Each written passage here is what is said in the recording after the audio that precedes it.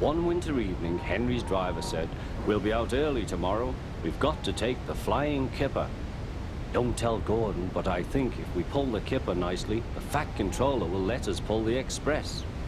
The special coal they gave you is working well." "Hurrah!" cried Henry. "That will be lovely."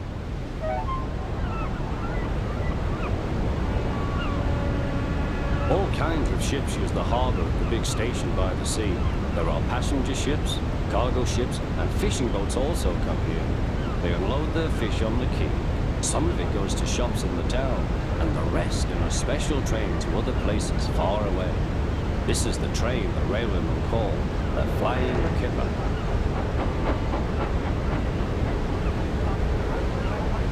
Henry was ready at 5 o'clock. There was snow and frost. Men hustled and shouted, loading the vans with crates of fish. The last door banged, the guard showed his green lamp. The Flying Kipper was ready to go.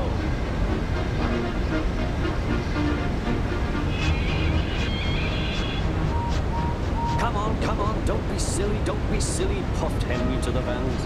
The vans shuddered and groaned, trock, trick, all right.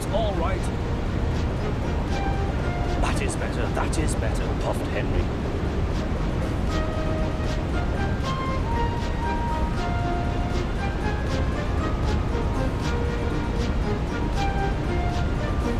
Clouds of smoke and steam poured from his funnel into the cold air, and the fire's light shone brightly. Hurry, panted Henry.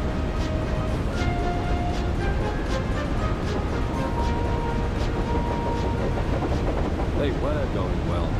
The light grew better. Signal light shone green as they passed.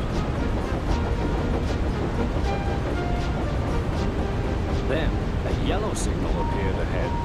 His driver prepared to stop, but the home signal was down. "All clear, Henry. Away we go." They couldn't know the points from the main line to a siding were frozen, and the home signal should have been set at danger, but snow had forced it down. A goods train was waiting in the siding to let the Flying Kipper pass, and the driver and fireman were drinking cocoa in the brake van. "The Kipper is due," said the guard. "Who cares?" said the fireman. "This is good cocoa." The driver got up. "Come on, fireman, back to our engine." They got out just in time.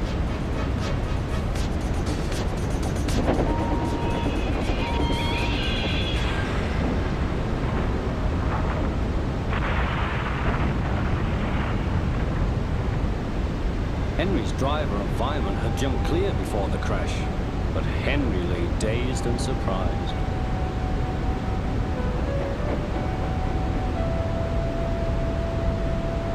The Fat Controller came to see him. "The signal was down, sir," said Henry.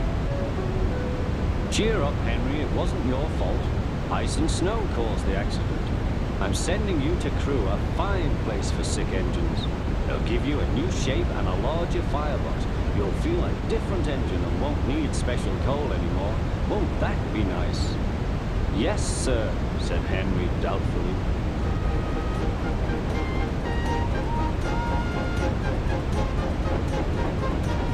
Henry liked being at Crewe, but was glad to come home.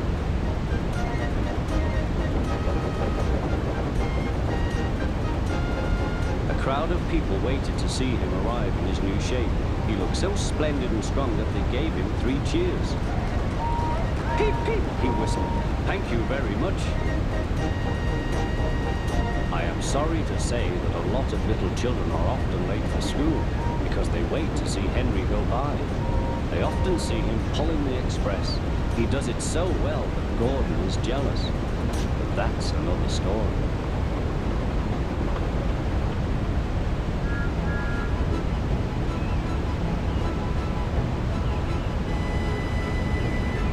Thomas's branch line is important, and so is Edward's, but their track and bridges are not so strong as those on the main line.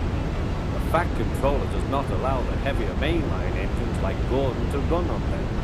But one day, the way Gordon was talking, you would have thought the Fat Controller had given this order for quite another reason. "It's not fair," grumbled Gordon. "What isn't fair?" asked Edward. letting branch line diesels pull main line trains. Never mind, Gordon. I'm sure Bogo will let you pull his truck sometime. Gordon spluttered. I won't pull Bogo's dirty trucks. I will run on branch lines. Why not? Would be a nice change. The Fat Controller would never approve, puffed Gordon. Branch lines are vulgar. Gordon puffed away.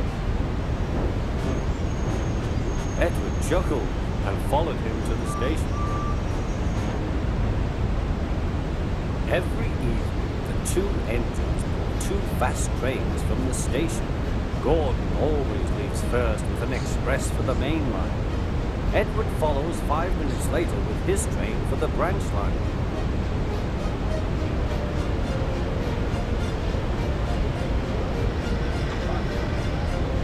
Usually everything runs like clockwork, but tonight there was trouble.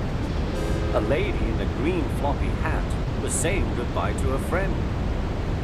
It was nearly time for Gordon to start. The fireman looked back towards the guard's van and saw something green waving. Right away, mate! He thought the guard had waved his flag. Gordon started, leaving luggage, his passengers and the guard all standing on the platform. Everyone was very surprised and cross.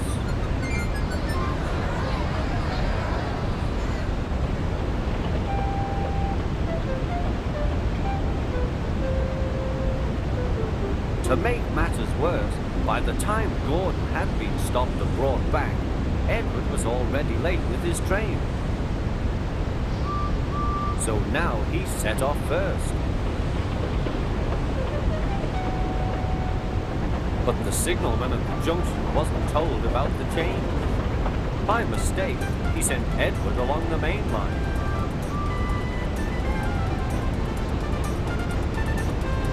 Gordon was sent along the branch and arrived cold and cross at one of the sidings near the harbour.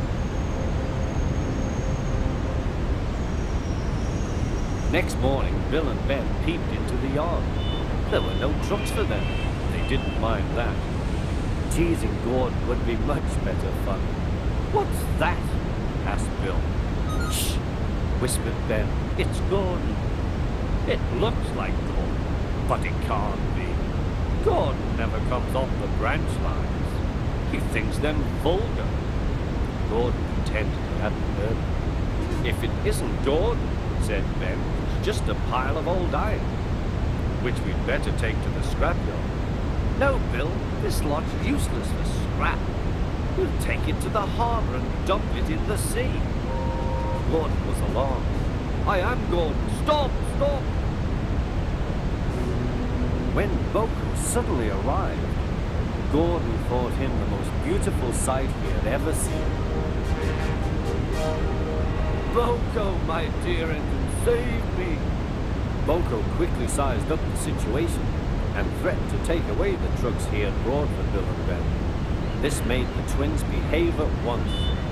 Gordon thought he was wonderful. "Those little demons, how do you do it?"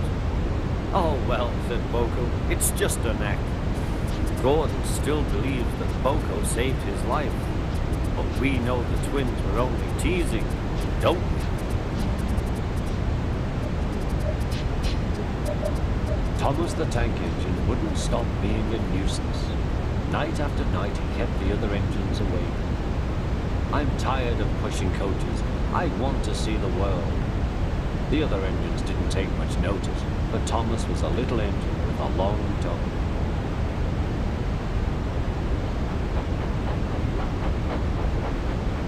But one night, Edward came to the shed. He was a kind little engine and felt sorry for Thomas. "I've got some trucks to take home tomorrow. If you take them instead of me, I'll push coaches in the yard."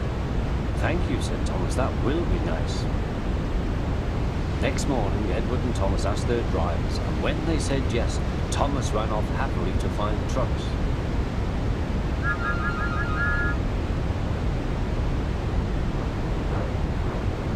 Now, trucks are silly and noisy. They talk a lot and don't attend to what they are doing.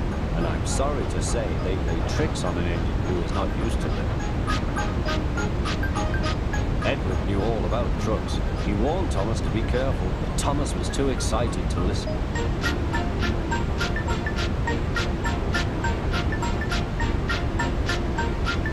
The shunter fastened the coupling, and when the signal dropped, Thomas was ready. The guard blew his whistle. Peep, peep, answered Thomas, and started off. But the trucks weren't ready. Oh, oh, oh, they screamed, wait, Thomas, wait. But Thomas wouldn't wait. Come on, he puffed. All right, don't fuss, all right, don't fuss, grumbled the trucks.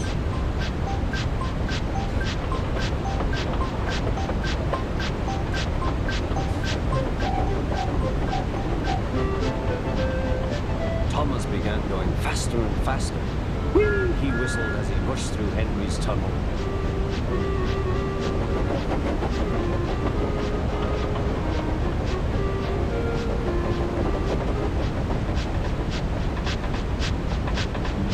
Hurry, hurry, called Thomas. He was feeling very proud of himself, but the trucks grew crosser and crosser. At last, Thomas slowed down as he came to Gordon's Hill.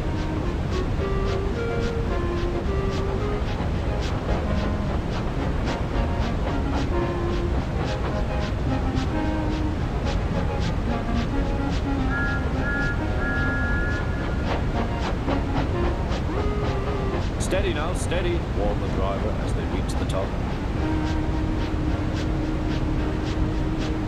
He began to put on the brakes. We're stopping, called Thomas. No, answered the trucks, bumping into each other. Go on, go on. Before the driver could stop them, they had pushed Thomas down the hill and were rattling and laughing behind him. Poor Thomas tried hard to stop them from making him go too fast. Stop pushing, he hissed, but the trucks took no notice. Go on, they giggled in their silly way.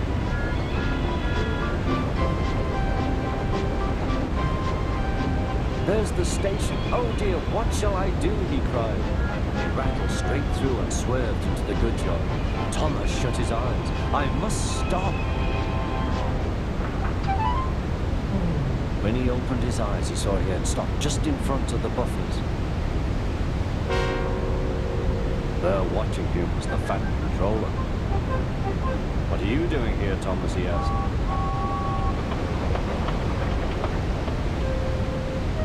I brought Edward's trucks, Thomas answered.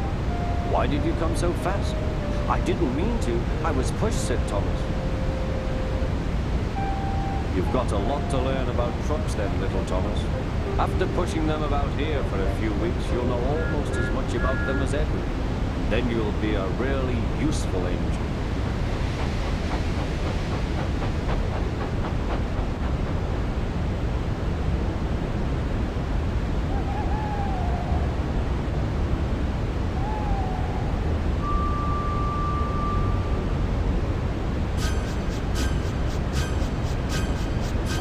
Every year, on the date of the accident, it runs again as a warning to others, plunging into the gap, shrieking like a lost soul.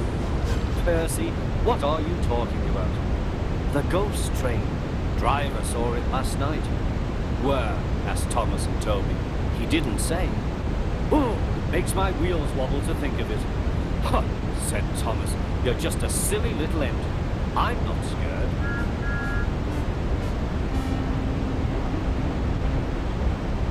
Thomas didn't believe in your ghost, said Percy next morning. His driver laughed. Neither do I. It was a pretend ghost on television. Percy was disappointed. That evening, he came back from the harbour.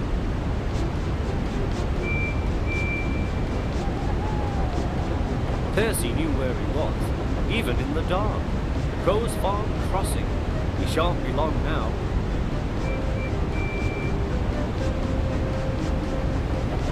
He liked running at night.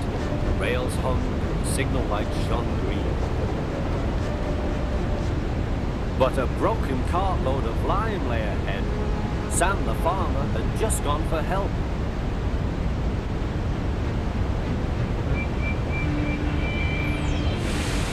Percy broke the car to smithereens. Lime flew everywhere. He puffed quickly to the nearest signal box. Percy's driver explained what had happened. "I'll see to it," said the signalman, "but you'd better clean Percy, or people will think he's a ghost." Percy chuckled. "Do let's pretend I'm a ghost and scare Thomas. That'll teach him to say I'm a silly little engine." Toby promised to help.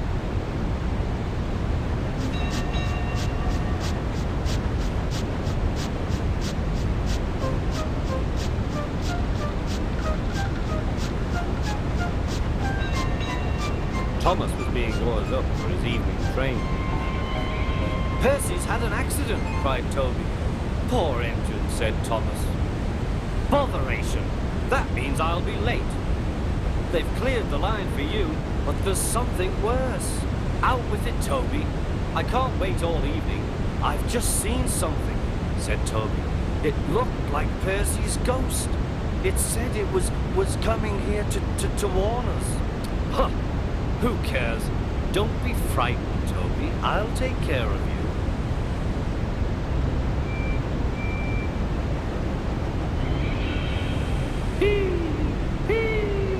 Pip, pip, pip, pip. "Let me in! Let me in!" wailed Percy. "No, no, not by the smoke of my chimney, Jim. I'll chuff and I'll puff and I'll break your door in." "Oh dear," exclaimed Thomas. "It's getting late. Oh, I'd no idea. Oh, I must find Annie and Clarabel." It was morning when Thomas returned. "Where have you been?" asked Toby. "Ah, well," said Thomas. "I knew you'd be sad about Percy, and I didn't like to intrude. I slept in the goods shed, and..." "Oh, sorry, can't stop. Got to see a coach about to train."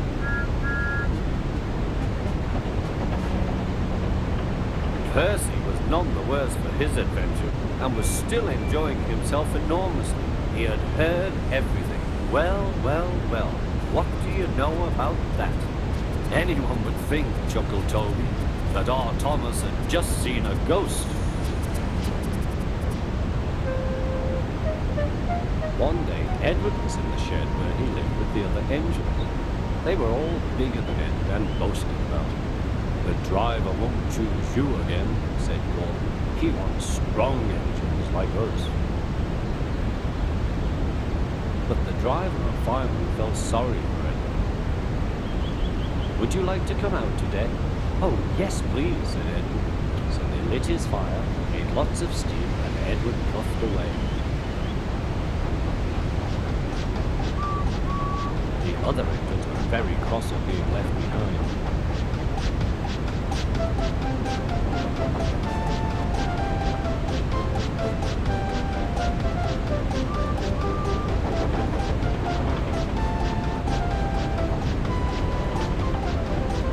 Edward worked hard all day. The coaches thought he was very kind, and the driver was very pleased.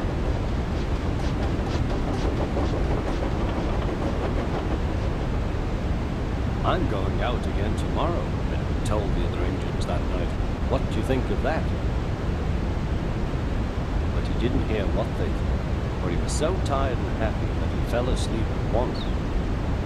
Next morning, Edward woke up to find nothing had changed. Gordon was still boasting. "You watch me, little Edward, as I rush through with the express. That will be a splendid sight for you. Goodbye, little Edward. Look out for me this afternoon."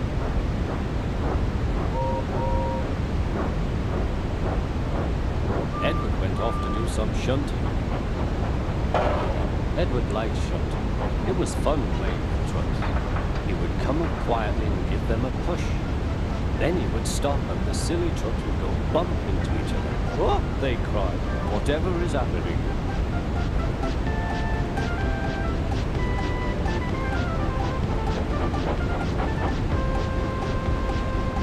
Edward played till there were no more trucks. Then he stopped to rest. Presently he heard a whistle. Gordon was very cross. Instead of nice shining coaches, he was pulling a lot of very dirty trucks. A goods train, a goods train, a goods train, we grumbled. The shame of it, the shame of it, oh, the shame of it. Edward laughed and went to find some more trucks. Then there was trouble. Gordon can't get up the hill, the porter called to Edward's driver. Will you take Edward and push him, please? They found Gordon halfway up, very cross. His driver and fireman were talking to him severely. You're not trying. I can't do it, said Gordon. The noisy trucks hold an engine back so. Edward's driver came up. We've come to push. No use at all, said Gordon. You wait and see, replied Edward's driver. They brought the train back to the bottom of the hill.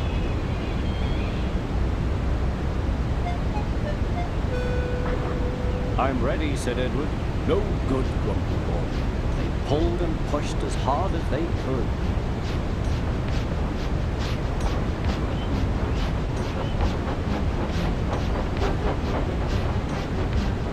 I can't do it, I can't do it, I can't do it, puffed Gordon.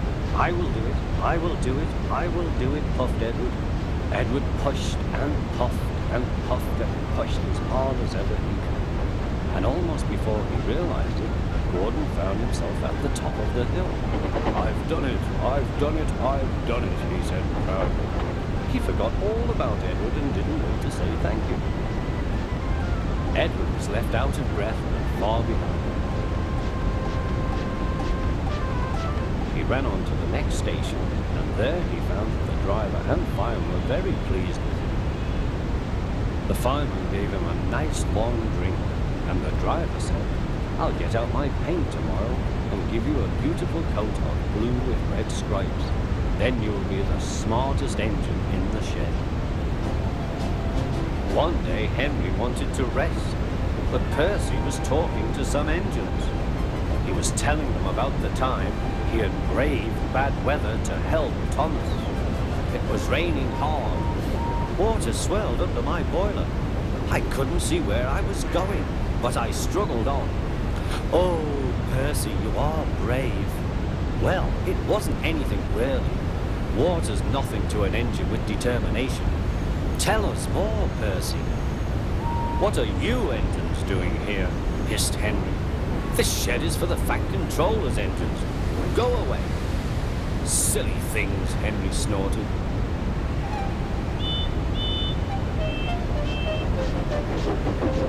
They're not silly. Percy had been enjoying himself. They are silly, and so are you. Water's nothing to an engine with determination. Huh! Anyway, said cheeky Percy, I'm not afraid of water. I like it. He ran off to the harbour singing. Once an engine attached to a train was afraid of a few drops of rain. No one ever lets me forget the time I wouldn't come out of the tunnel in case the rain spoilt my paint, puffed Henry.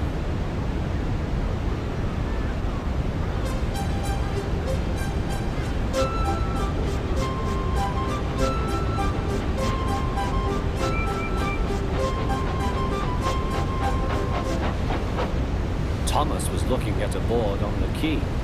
Danger! We mustn't go past it, he said. That's orders. Why? Danger means falling down something, said Thomas. I went past danger once and fell down a mine. I can't see a mine, said Percy. He didn't know that the foundations of the quay had sunk. The rails now slope down to the sea. Stupid board, said Percy. Percy made a plan. One day he whispered to the trucks, will you give me a bump when we get to the quay? The trucks had never been asked to bump an engine before. They giggled and chatted about it. Driver doesn't know my plan, chuckled Percy. On, laughed the trucks. Percy thought they were helping. I'll pretend to stop at the station, but the trucks will push me past the board. Then I'll make them stop. I can do that whenever I like. Every wise engine knows that you cannot trust trucks. Go on, they yelled, and bumped Percy's driver and fireman off the footplate. Oh, said Percy, sliding past the board. Percy was frantic. That's enough.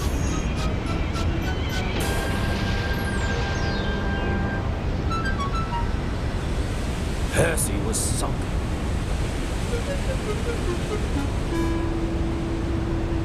You are a very disobedient engine.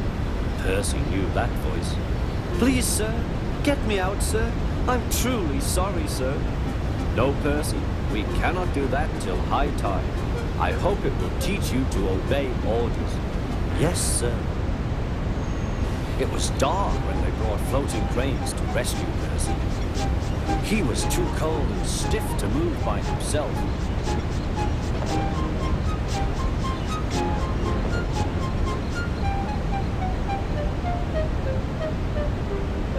Next day, he was sent to the works on Henry's goods train.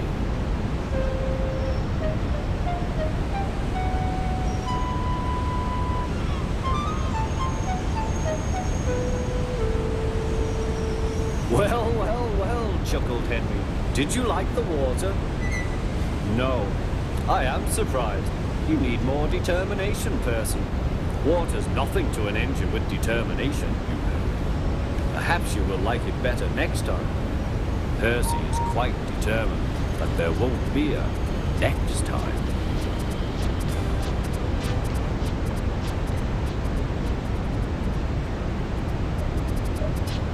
Henry and Gordon were lonely when Thomas left the yard to run his branch line. They missed him very much. They had more work to do and had to fetch their own coaches. They didn't like that. James grumbled too. We get no rest, they all complained. But the coaches only laughed. You're lazy and slack, they answered. Altogether, the engines were causing the Fat Controller a great deal of trouble. The big stations at both ends of the line each have a turntable. The Fat Controller had made them so that the tender engines can be turned round, because it is dangerous for them to go fast backwards. Tank engines like Thomas don't need turntables. They can go just as well backwards as forwards. But to hear Gordon talk, you would have thought that the Fat Controller had given him a tender just to show how important he was.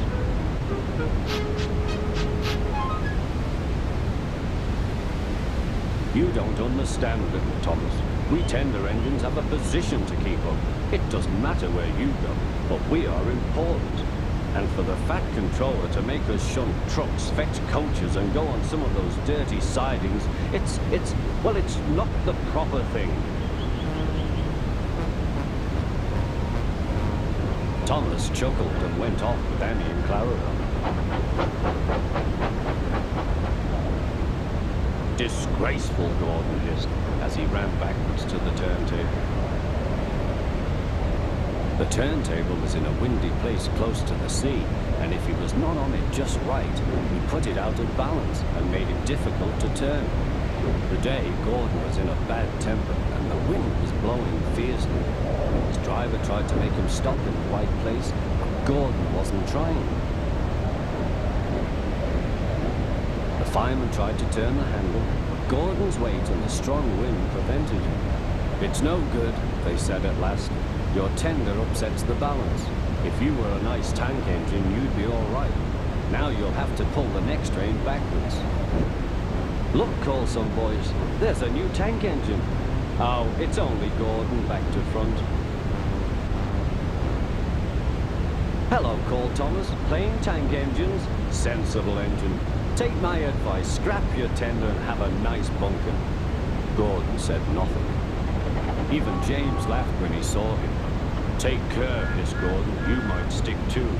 No fear, chuckled James. I'm not so fat as you. I mustn't stick, thought James. He stopped on just the right place to balance the table. It could now swing easily. Gordon arrived in time to see everything. James turned much too easily.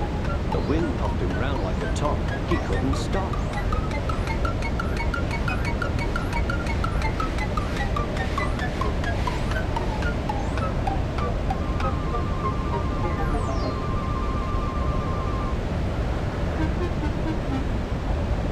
Well, well, said Gordon. Are you playing roundabouts? Poor James, feeling quite giddy, rolled off to the shed without a word.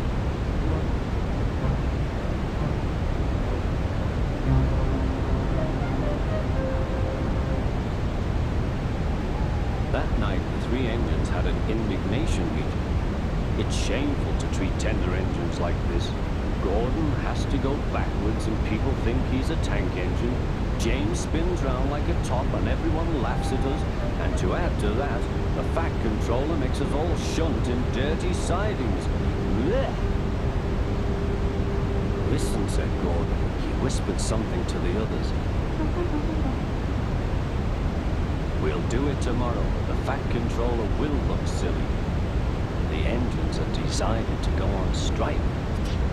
It was 2 days before Christmas. Many children were expected on the island of Solo. All the engines were busy with the final preparations. The Fat Controller wanted this year's carol party to be an extra special celebration. The Fat Controller was now waiting impatiently for Thomas. Quickly now, he said. Our Christmas tree has arrived just in time. I want you to fetch it, Thomas. Duck can look after Annie and Clarabelle until you get back. Will we be able to sing carols too? Asked Thomas. We'll see, promised the Fat Controller. It would be nice to sing carols again, sighed Thomas, as he set off on his important mission.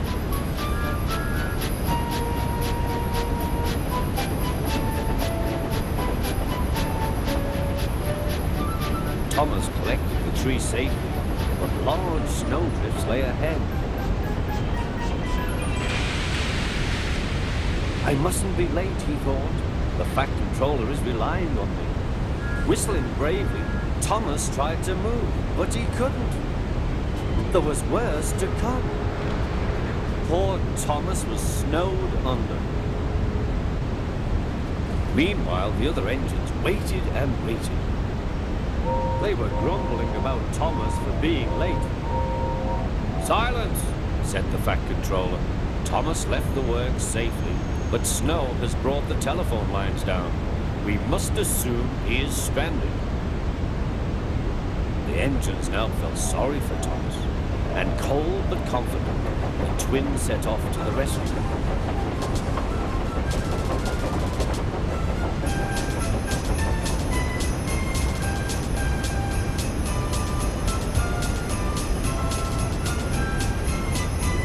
Suddenly, they came to a drift that was deeper than the rest.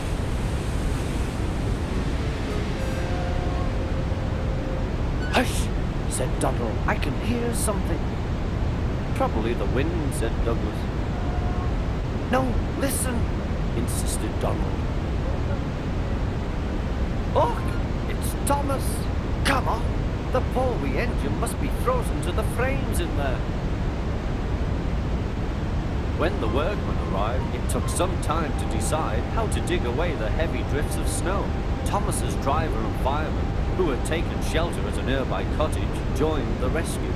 At last, Thomas and the precious Christmas tree were freed from the snowdrift.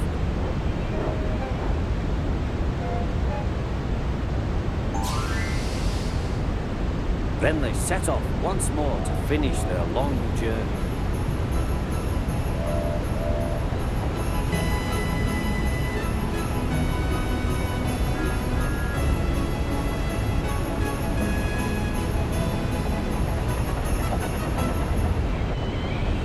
The Fat Controller greeted them warmly. As a reward for all your hard work, you may go and enjoy the carols. Be quick now. At the big station, all was soon ready. 1, 2, 3. Suddenly, like magic, the station was flooded with lights. Ladies, gentlemen, and children, I give you 3 cheers for Thomas the Tank Engine and all his friends who have made this occasion possible. Suddenly there was a strange whirring sound. Percy and Toby smiled. They knew who it was. With landing lights shining brightly, Harold the helicopter touched down gently in the snow, bringing the greatest surprise of all, Father Christmas. Everyone cheered and the party began. It's no fun getting stuck in the snow, whispered Thomas to Percy, but it was worth it for this party. Happy Christmas, Percy. Happy Christmas, everyone. Gordon was resting in a siding. Sometimes, he thought, it's really tiring to be such a large and splendid engine. One does have to keep up appearances, so... Beep, beep, beep, beep. Hello, fat face, whistled Henry. What cheeks, spluttered Gordon. That Henry is too big for his wheels. Fancy speaking to me like that. Me, who has never had an accident.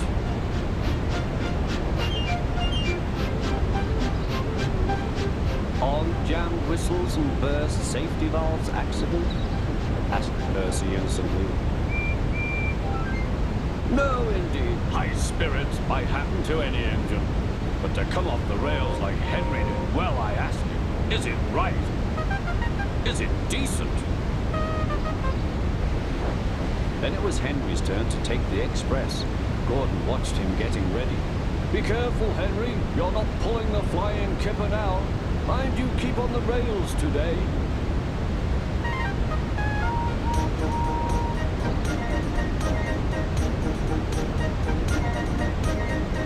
Henry went off in a huff, and Gordon yawned and went to sleep. But not for long. Wake up, Gordon, said his driver. A special train's coming, and where to pull it? Is it coaches or trucks? Trucks, said his driver. Trucks, said Gordon. Huh!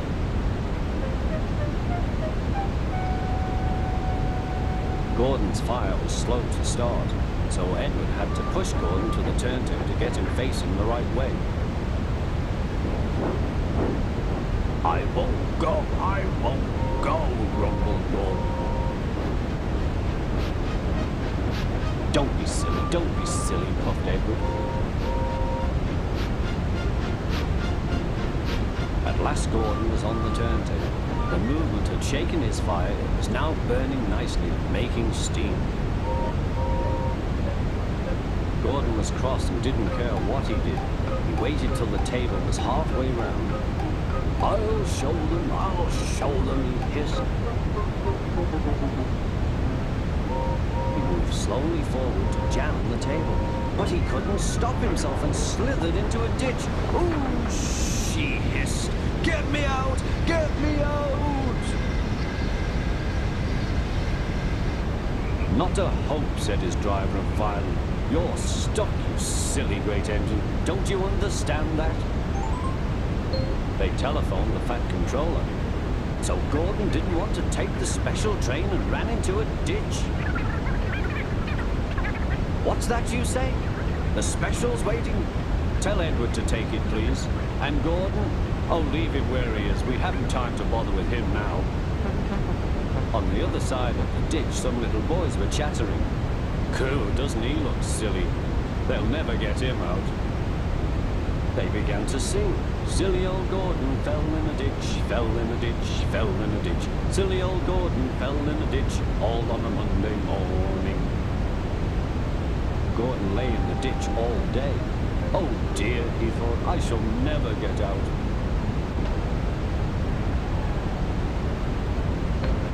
That evening they lifted Gordon and made a road of sleepers under his wheels to keep him from the mud. Strong ropes were fastened to his back end, and James and Henry, pulling hard, managed to bring him to safety.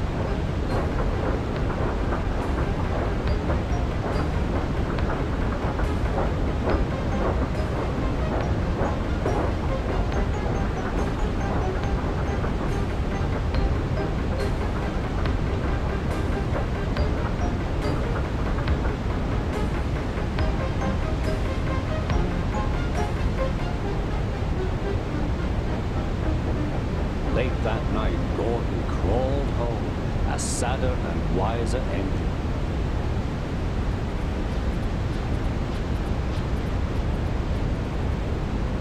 Bertie the bus was giving some visitors a tour of the island of Sodom.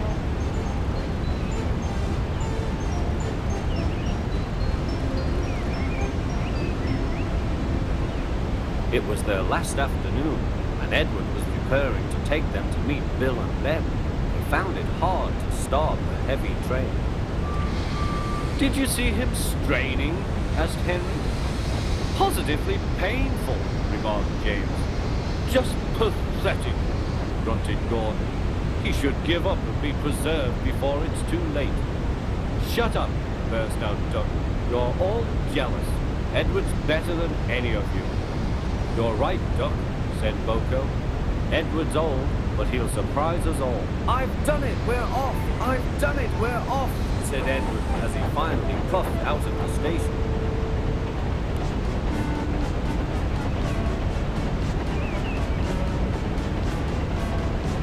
Bill and Ben were delighted to see the visitors. They loved being photographed. Later, they took the party to the China Clay Works in a break band special.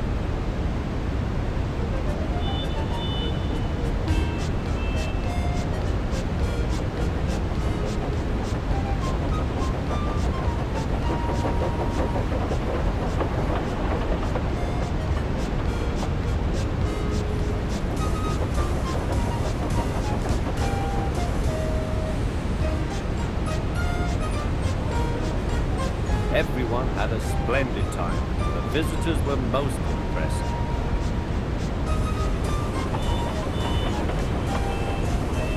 Then Edward took the visitors home.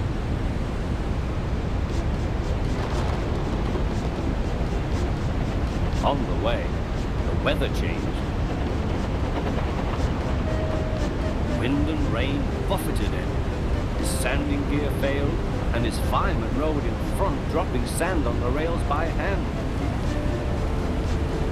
Suddenly, Edward's wheels slipped fiercely. With a shrieking crack, something broke. The crew inspected the damage. Repairs took some time. One of your crank pins broke, Edward, said his driver. We've taken your side rods off. Now you're like an old-fashioned engine. Can you get these people home? They must start back tonight. I'll try, sir, promised Edward.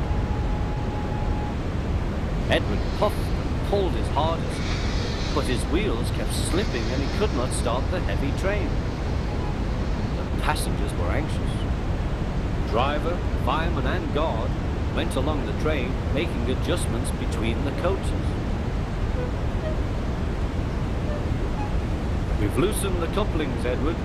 Now you can pick your coaches up one by one, just as you do with trucks. That will be much easier, said Edward. Come on, he puffed, and moved cautiously forward. The first coach moving helped to start the second, and the second helped the third.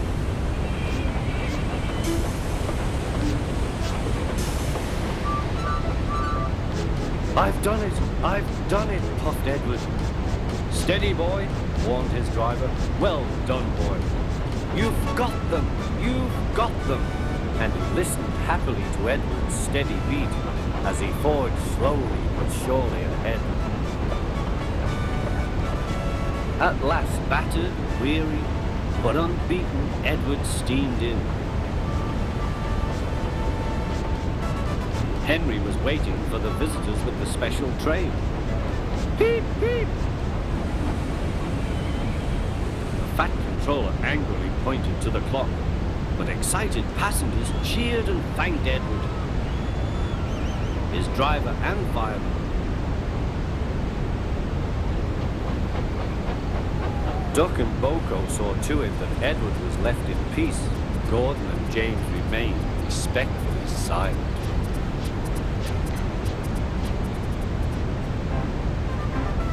Autumn had come to the island of Sodom. The fields were changing from yellow stubble to brown earth, and a tractor was hard at work as Thomas puffed along.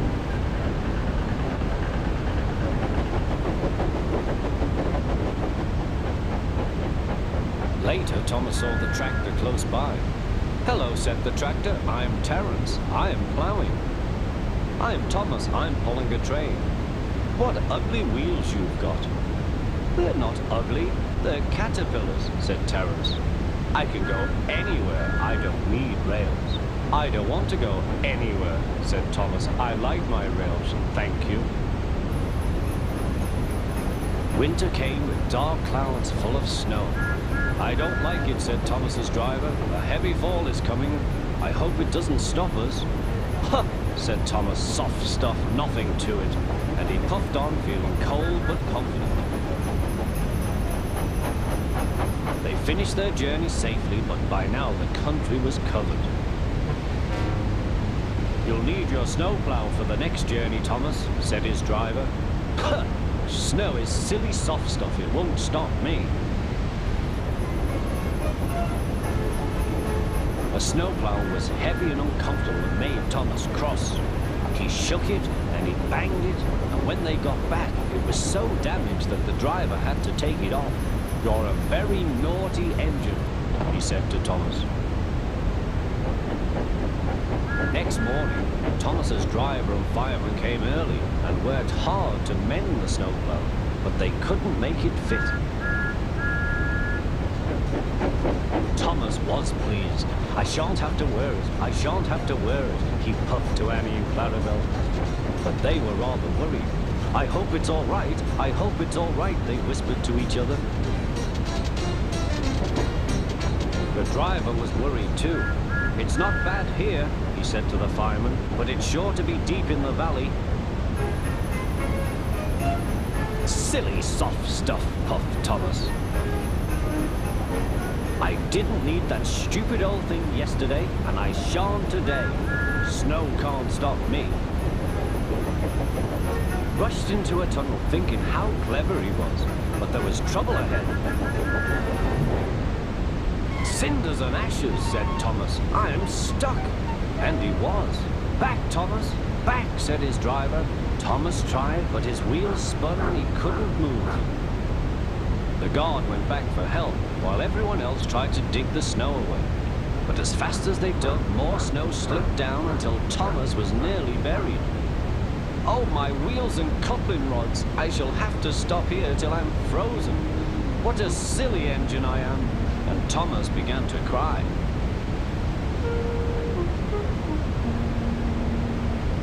At last a bus came to rescue the passengers. And then, who should come to Thomas's rescue but Terence? Snow never worries him.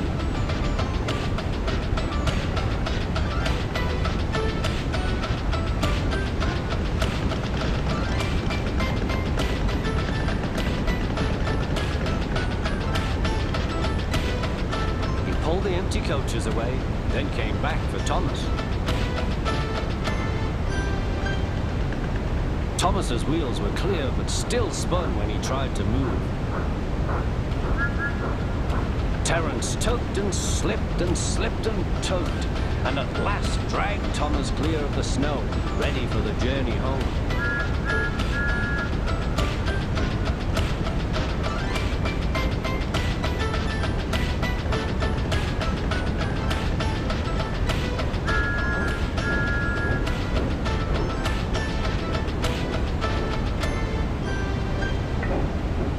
"Thank you, Terence. Your caterpillars are splendid," said Thomas.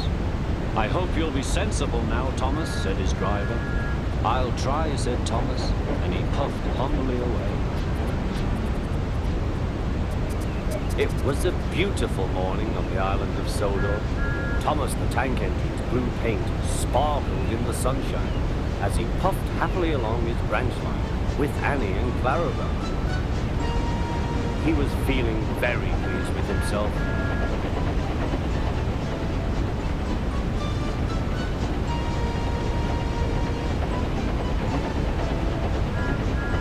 "Hello, Thomas," whistled Percy. "You look splendid." "Yes, indeed," boasted Thomas. "Blue is the only proper color for an engine." "Oh, I don't know. I like my brown paint," said Toby. "I've always been green. I wouldn't want to be any other color either," added Percy. Well, anyway, Huff Thomas, blue is the only colour for a really useful engine. Everyone knows that. Percy said no more. He just grinned at Toby. Later, Thomas was resting when Percy arrived. A large hopper was loading his trucks full of coal. Thomas was still being cheeky. "Careful," he warned. "Watch out with those silly trucks." "Go on, go on, go on," muttered the trucks. "And by the way," went on Thomas, "those buffers don't look very safe to me." The last load poured down. "Help! I'm choking!" cried Thomas. "Get me out!" Percy was worried. He couldn't help laughing. Thomas's smart blue paint was covered in coal dust from smoke box to bunker. "Ha ha!" chuckled Percy. "You don't look really useful now, Thomas. You look really disgraceful." "I'm not disgraceful," choked Thomas. "You did that on purpose. Get me out!"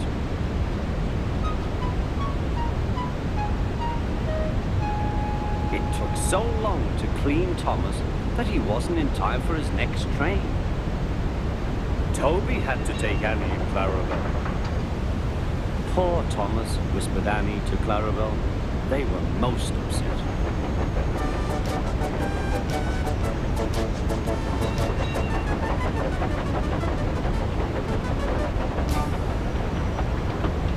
Thomas was grumpy in the shed that night. Toby thought it a great joke, but Percy was cross with Thomas for thinking he had made his paint dirty on purpose. Fancy a really useful blue engine like Thomas becoming a disgrace to the Fat Controller's railway. Next day, Thomas was feeling more cheerful as he watched Percy bring his trucks from the junction. The trucks were heavy and Percy was tired.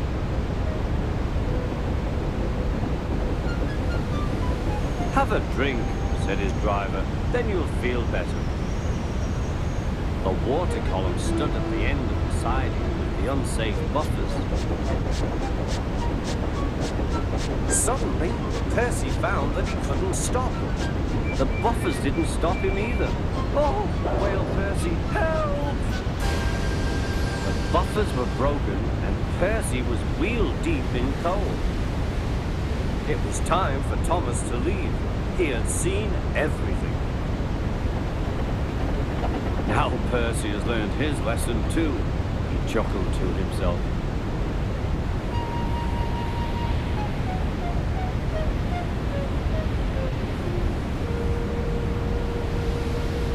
That night, the two engines made up their quarrel. "I didn't cause your accident on purpose, Thomas," whispered Percy. "You do know that, don't you?" "Of course," replied Thomas, "and I'm sorry I was cheating. Your green paint looks splendid again, too. In future, we'll both be more careful of coal." Henry, James and Gordon were miserable. They had been shut up for several days for being naughty and longed to be let out again. At last, the Fat Controller arrived. "I hope you are sorry," he said, "and understand that you are not so important after all. We have a new tank engine called Percy who helps pull coaches, and Thomas and Edward have worked the main line nicely. But I will let you out now if you promise to be good." "Yes, sir," said the three engines, "we will." "That's right, but please remember that this no shunting nonsense must stop." He then told Percy, Edward and Thomas that they could go and play on the branch line for a few days.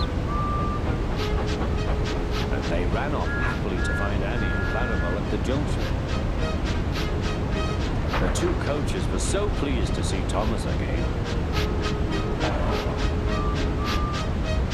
Edward and Percy played with trucks.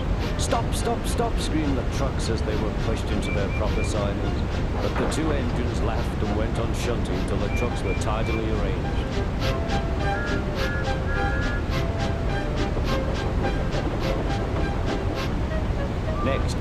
took some empty trucks to the quarry.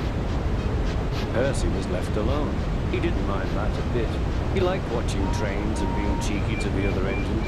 Hurry, hurry, hurry, he would call, and they got very cross.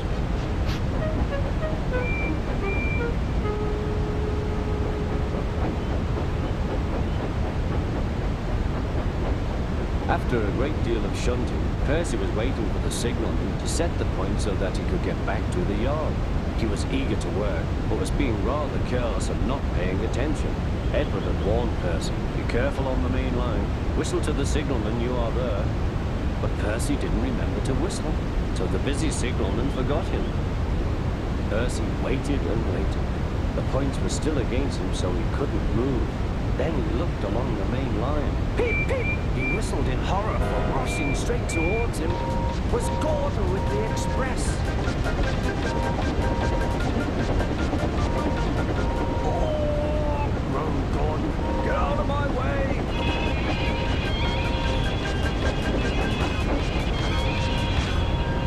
Percy opened his eyes. Gordon had stopped with Percy's buffers a few inches from his own. But Percy had begun to move. "I won't stay here. I'll run away," he puffed.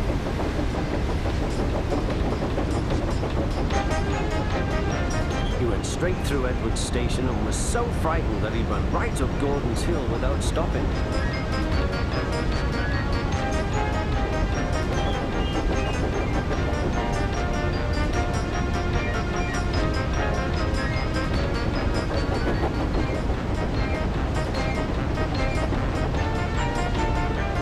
After that, he was tired, but he couldn't stop. He had no driver to shut off steam and apply the brakes. "I want to stop, I want to stop," he puffed. The man in the signal box saw Percy was in trouble, so kindly set the points. Percy puffed wearily onto a nice empty siding, ending in a big bank of earth. He was too tired now to care where he went. "I want to stop. I want to stop. I have stopped," he puffed thankfully. "Never mind, Percy," said the workman as they dug him out. "You shall have a drink and some coal, and then you'll feel better." Presently, Gordon arrived. "Well done, Percy. You started so quickly that you stopped a nasty accident." "I'm sorry I was cheeky," said Percy. "You were clever to stop." Then Gordon helped pull Percy out from the bank.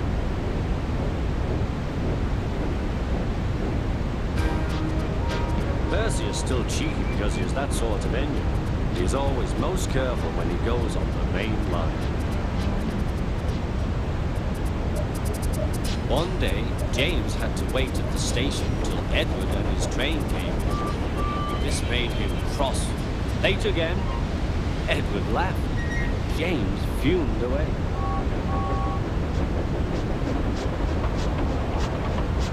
After James had finished his work, he went back to the yard and puffed onto the turntable.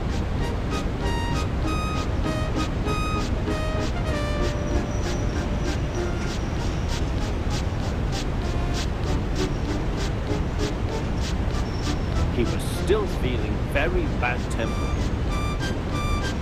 "Edward is impossible," he grumbled to the others. "He clanks about like a lot of old iron, and he is so slow he makes us wait." Thomas and Percy were indignant. "Old iron? Slow? Why, Edward could beat you in a race any day." "Really?" said James. "I should like to see him do it."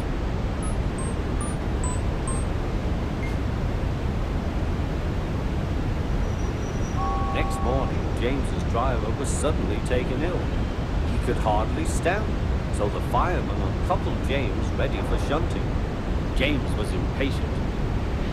Suddenly, the signalman shouted.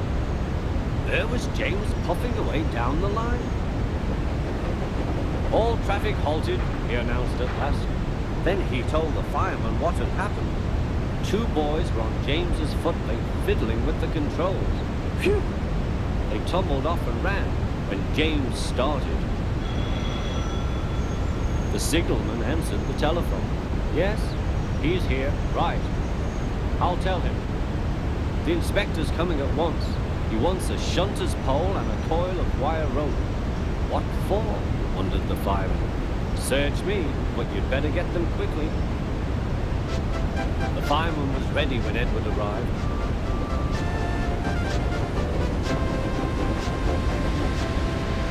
The inspector saw the pole and the rope. Good man, jump in.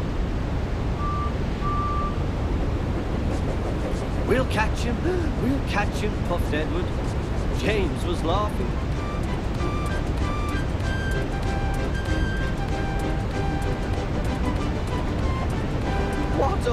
What a lark, he chuckled to himself. Suddenly he was going faster and faster. He realized that he had no driver. What shall I do? I can't stop. Help! Help! We're coming, called Edward.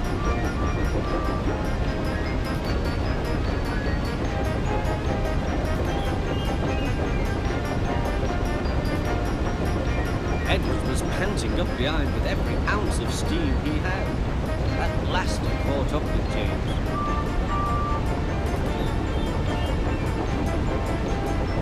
Steady, Edward, called his driver. The inspector stood on Edward's front, holding a noose of rope in the crook of the shunter's pole. He was trying to slip it over James's buffer. The engine swayed and lurched. At last! Got him! He shouted. He pulled the noose tight. Gently braking, Edward's driver checked the engine's speed, and James's fireman scrambled across and took control. So the old iron caught you after all, chuckled Edward. I'm sorry, whispered James.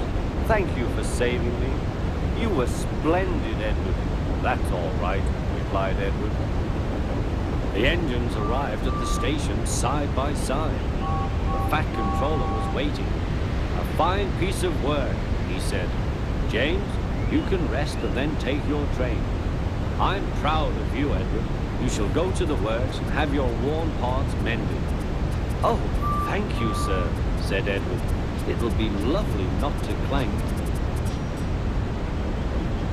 Toby and Henrietta are enjoying their new job on the island of Sodor, but they do look old-fashioned and need new paint. James was very rude whenever he saw them.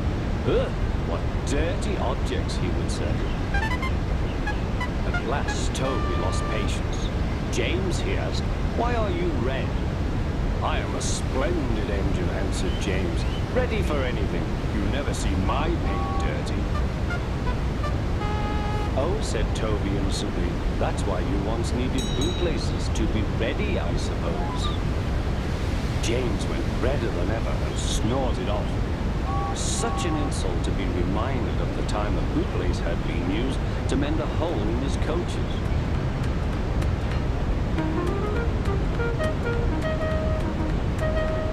At the end of the line, James left his coaches and got ready for his next train. It was a slow goods, stopping at every station to pick up and set down trucks. James hated slow goods trains. Dirty trucks from dirty sidings.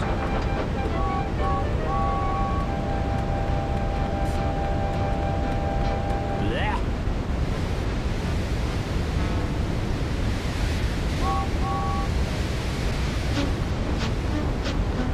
Starting with only a few, he picked up more and more trucks at each station, till he had a long train.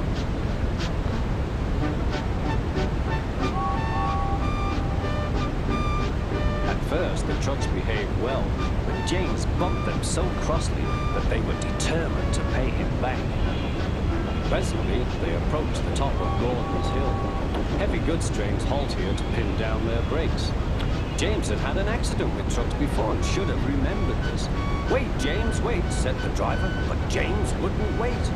He was too busy thinking what he would say to Toby when they next met. The truck's chance had come. Hurrah, hurrah, they laughed, and banging their buffers, they pushed him down the hill. On, yell the trucks. I've got to stop! I've got to stop! Groaned James.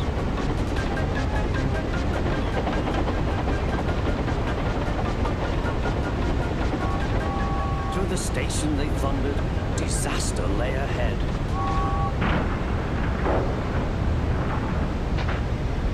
Something sticky splashed all over James. He had run into 2 tar wagons and was black from smoke box to cab. He was more dirty than hurt, but the tar wagons and some trucks were all to pieces.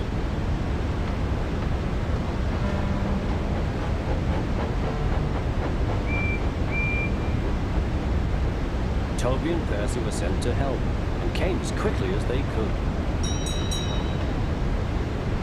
"Look here, Percy," exclaimed Toby. "Whatever is that dirty object?" "That's James, didn't you know?" "It's James's shape," said Toby. "But James is a splendid red engine, and you never see his paint dirty." James pretended he hadn't heard.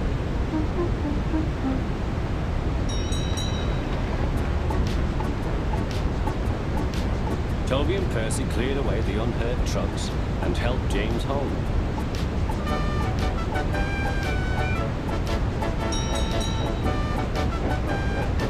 Fat controller met them. "Well done, Percy and Toby."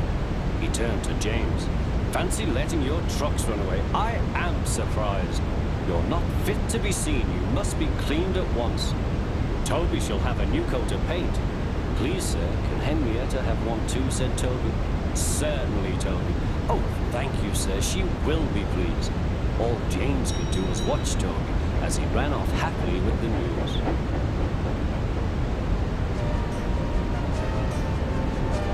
Duck, the Great Western engine, puffed sadly to Edward Station.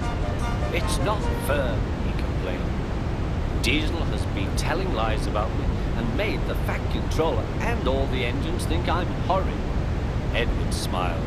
"I know you aren't, and so does the Fat Controller. You wait and see. Why don't you help me with these trucks?" Duck felt happier with Edward and set to work at once.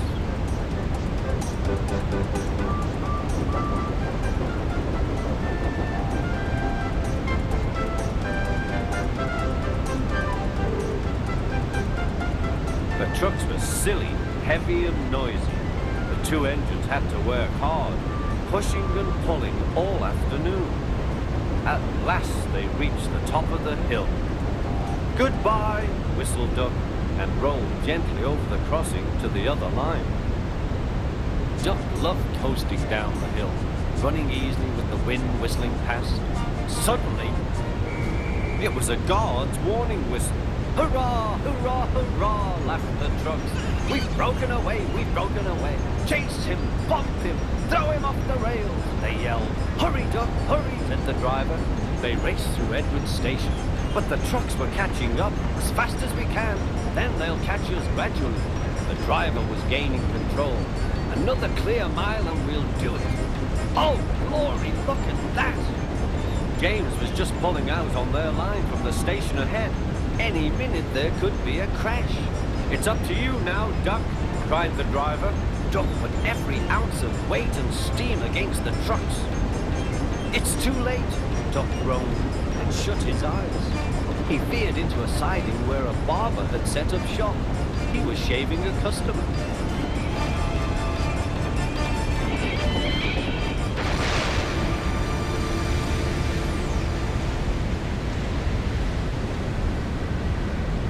The silly trucks had knocked their guard off his van and left him far behind after he had whistled a warning.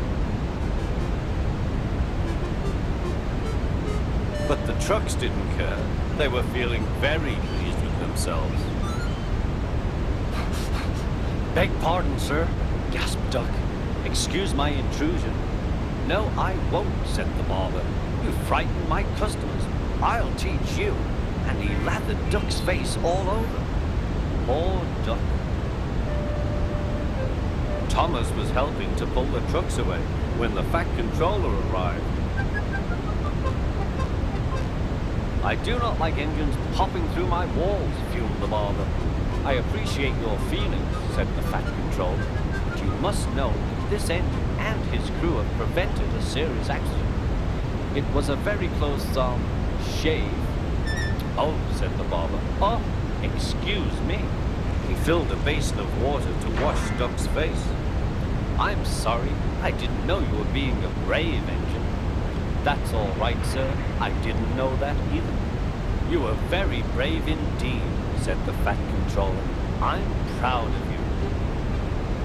The Fat Controller watched the rescue operation. Then he had more news for Duck. And when you are properly washed and mended, you are coming home. Home, sir? Do you mean the yard? Of course. But, sir, they don't like me. They like Diesel. Not now. I never believed Diesel, so I sent him packing. The engines are sorry and want him back.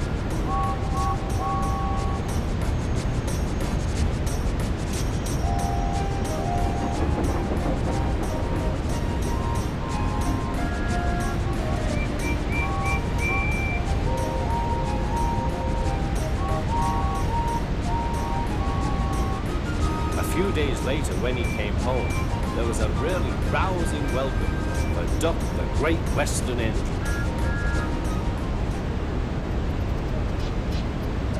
One day, Thomas was at the junction when Gordon shuffled in with some trucks.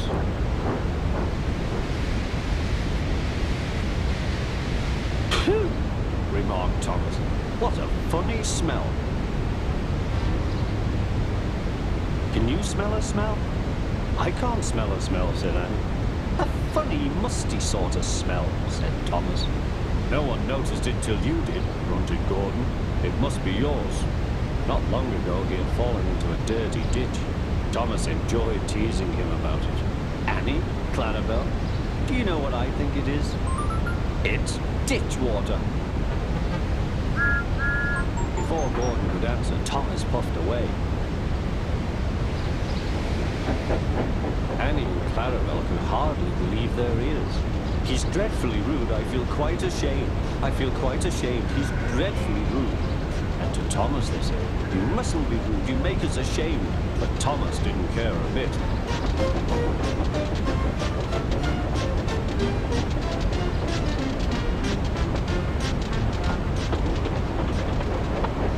That was funny. That was funny, he chuckled. He felt very pleased with himself. Annie and Clarabelle were deeply shocked. They had great respect for Gordon, the big engine.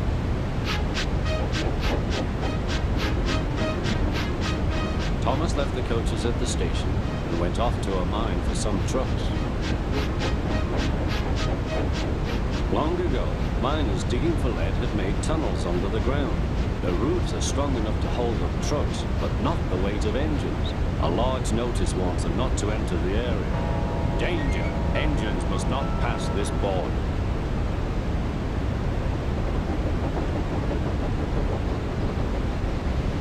Silly old board, thought Thomas. He had often tried to pass it, but had never succeeded. But this morning he had made a plan. The fireman went to turn the points. Now for my plan, thought Thomas. Pumping the trucks fiercely, he jerked his driver off the footplate and followed them into the siding. Come back, yelled his driver. Fire and smoke, said Thomas. I'm sunk. And he was. Oh dear, he said, I am a silly engine. And a very naughty one, too. I saw you, said the Fat Controller. Please get me out. I won't be naughty again. I'm not sure. We can't lift you out with a crane. The ground's not firm enough. Let me see. I wonder if Gordon could pull you out. Yes, sir, said Thomas. But he didn't want to meet Gordon just yet. Down the mine, is he? Ha, ha, ha, laughed Gordon. What a joke.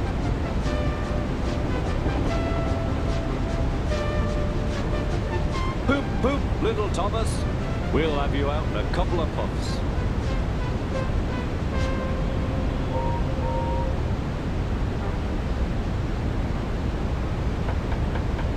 Strong cables were fastened between the two engines. Are you ready? Heave!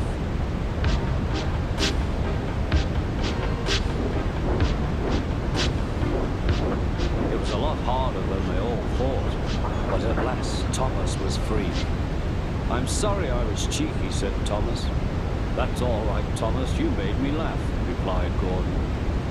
I'm in disgrace. So am I, said Thomas. Why, so you are, Thomas. Shall we form an alliance? You help me, and I'll help you. Right you are, agreed Thomas. Good, that's settled, grumbled Gordon. And buffer to buffer, the Allies puffed home. Donald and Douglas are twins and had arrived from Scotland to help the Fat Controller, but only one engine had been expected. The twins meant well, but did cause confusion. The Fat Controller had given them numbers, Donald 9 and Douglas 10, but he was still planning to send one engine home.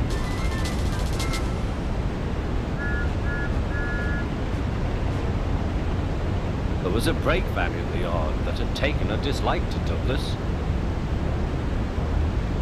Things always went wrong when he had to take it out. His trains were late and he was blamed. Douglas began to worry. Donald, his twin, was angry. "You're a muckle nuisance," said Donald. "It's to leave you behind I'd be wanting." "You can't," said the van. "I'm essential." "Oh, are you?" Donald burst out. "You're nothing but a screeching and a noise when all's said and done. Spite Dougie, would you? Take that!" "Oh, oh, oh!" cried the van. "There's more coming, should you misbehave." The van behaved better after that. Until one day, Donald had an accident. The rails were slippery. He couldn't stop in time.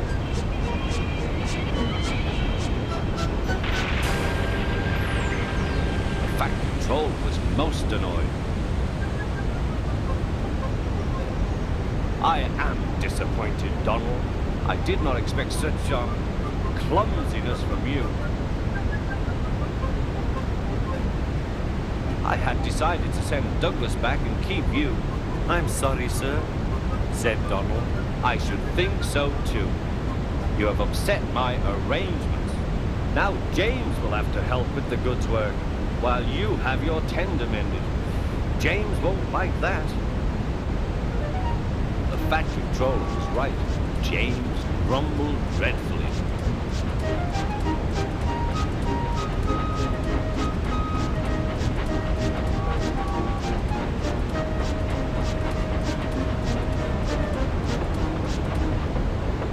"Anyone would think," said Douglas, "that Donald had his accident on purpose. I heard tell about an engine and some tar wagons." "Shut up," said James. "It's not funny." He didn't like to be reminded of his own accident. "Well, well, well," said Douglas. "Surely, James, it wasn't a you. You didn't say." James didn't say. He slouched sulkily away. "He's cross," sniggered the spiteful brake van. "We'll try to make him crosser still." "Hold back," giggled the trucks to each other. James did his best, but he was exhausted when they reached Edward Station. Luckily, Douglas was there. "Help me up the hill, please," panted James. "These trucks are playing tricks." "We'll show them," said Douglas.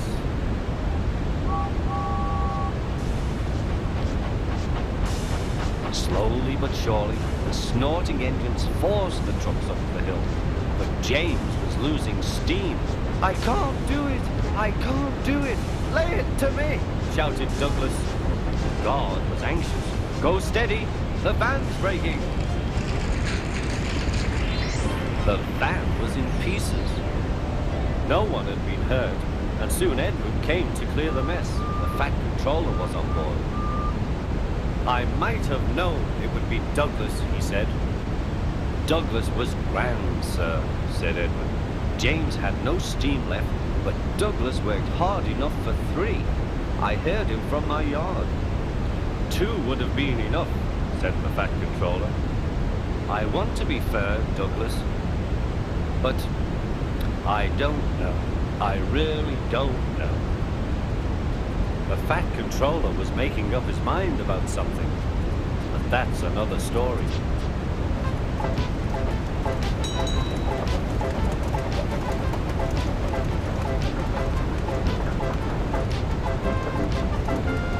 Toby is a tram engine. He has cow catchers and side plates and doesn't look like a steam engine at all.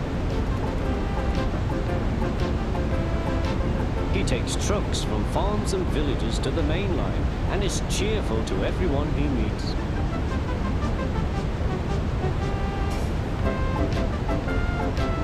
He has a coach called Henrietta, who has seen better days. It's not fair at all, she grumbles, remembering that she used to be full and 9 trucks would rattle behind her.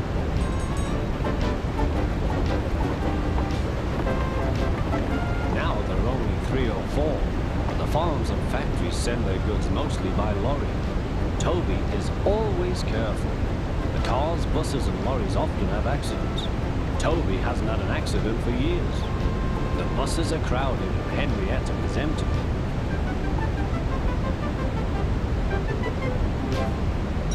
A lady and a stout gentleman stood on Toby's platform.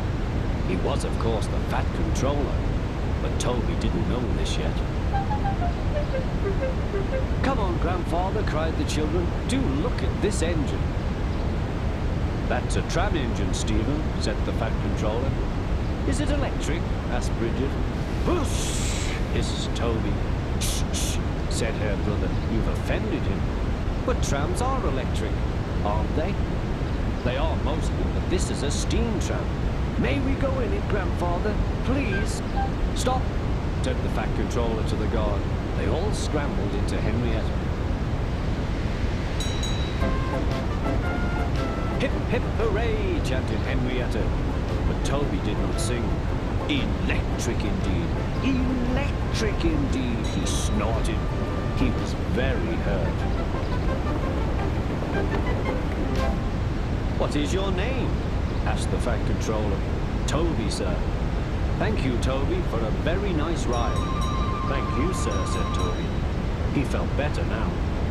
This gentleman, he thought, is a gentleman who knows how to speak to engines. The children came every day for a fortnight. Sometimes they rode with the guard, sometimes in empty trucks. On the last day of all, the driver invited them into his cab. All were sorry when they had to go away. And the Fat Controller and his family thanked everyone. "Come again soon," replied Toby. We will," called the children. And they waved till Toby was out of sight.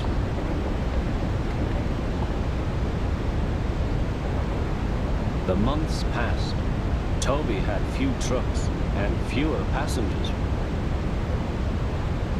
"Our last day, Toby," said his driver one morning. "The manager says we must close tomorrow." That day, everyone wanted the chance of a last ride. The passengers joked and sang, but Toby and his driver wished they wouldn't.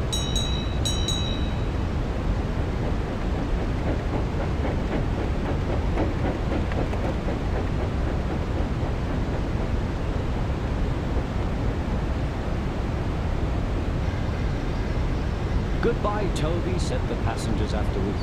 "We are sorry your line's closing down." "So am I," said Toby.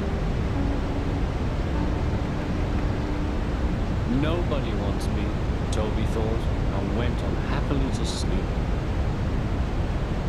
Next morning, the shed was flung open, and he woke with a start to see his driver waving a piece of paper. "Wake up, Toby," they shouted, "and listen to this. It's a letter from the stout gentleman." Toby listened then. But I mustn't tell you any more, or I shall spoil the next story.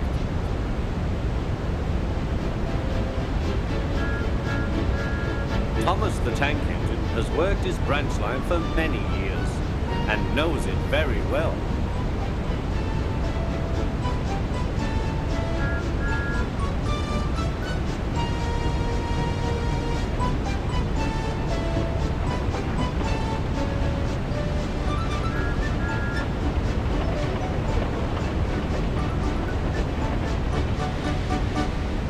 just where to stop, Thomas, laughed his driver. You could almost manage it without me. Thomas had become conceited. He didn't realize his driver was joking. Later, he boasted to the others. Driver says I don't need him now. Don't be so daft, snorted Percy. I'd never go without my driver, said Toby earnestly. I'd be frightened. Huh, boasted Thomas. I'm not scared. You'd never dare. I would then. You'll see.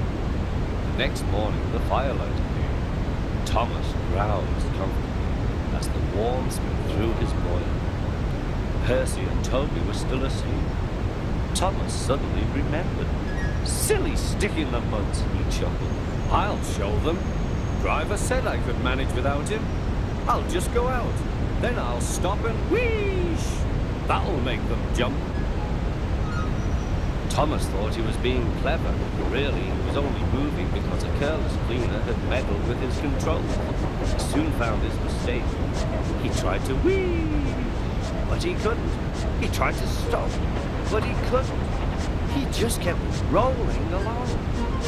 He didn't dare look at what was coming next. There was the station master's house. The station master was about to have breakfast. Horrors! Cried Thomas, and shut his eyes. The house rocked. Broken glass tinkled. Plaster was everywhere. Thomas had collected a bush on his travels. He peered into the room through its leaves. He couldn't speak. The station master was furious. His wife picked up her plate. You miserable engine, she scolded. Just look what you've done to our breakfast. Now I shall have to cook some more. She banged the door. More plaster fell. This time, it fell on Thomas. Thomas felt depressed. Workmen propped up the house with strong poles and laid rails through the garden. Meanwhile, Donald and Douglas arrived.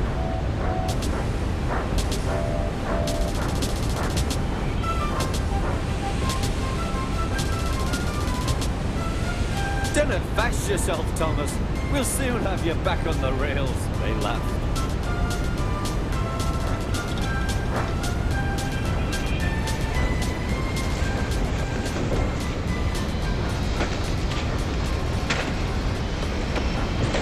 Donald and Douglas, puffing hard, managed to haul Thomas back to safety.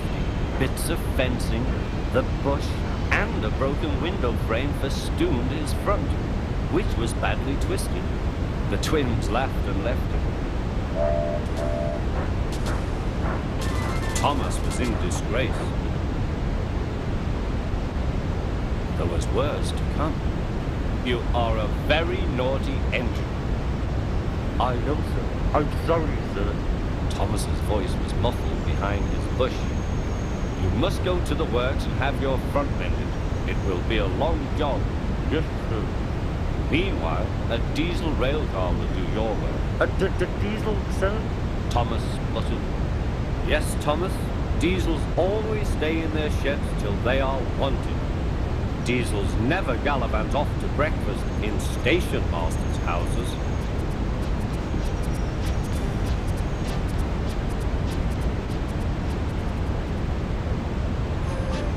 It was Christmas on the island of Sodor.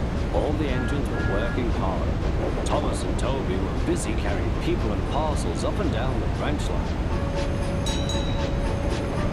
Everyone was happy. Only the coaches, Annie and Clarabelle, were complaining. It's always the same before Christmas, they groaned. We feel so full. We feel so full. Oh, come on, said Thomas. Where's your festive spirit? Christmas Day is almost here. By the side of the track was a lonely little cottage with a familiar figure waving to them. It's Mrs. Kindly, whistled Thomas. Peep, peep, Happy Christmas! Thomas always felt better for seeing her. Christmas just wouldn't be Christmas without Mrs. Kindly. When work was over, Thomas went to see the other engines. All their coats had been polished. Huh, said Gordon, just look at us. Your driver will have to work fast to get you as smart as us. Never mind that, replied Thomas. I've something important to say. Do you realize it's a whole year since Mrs. Kindly saved us from a nasty accident? You remember when she was in bed and... Yes, of course, interrupted Edward. You told us how she waved her red dressing gown out of her window to warn you about a landslide ahead. And you and Toby gave her presents, Percy joined in. And the Fat Controller sent her to Bournemouth to get better. But, said James and Henry together, the rest of us have never thanked her properly. Exactly, said Thomas. So now I think we should all give her a special Christmas party. Everyone was getting very excited, and the drivers felt sure that the Fat Controller would agree, as indeed he did. The engines were all busy making plans when silence fell. The Fat Controller had bad news. The weather's changed badly. Mrs. Kindly is snowed up. Toby says he'll help to rescue her. You must help too, Thomas. There's no party unless you do. Thomas hated snow, but he said bravely, I'll try, sir. We must rescue her. We must. There's a good engine. You and Toby will manage splendidly. Thomas charged the snowdrifts fiercely. Sometimes he swept them aside. Sometimes they stuck fast, and the men had to loosen them.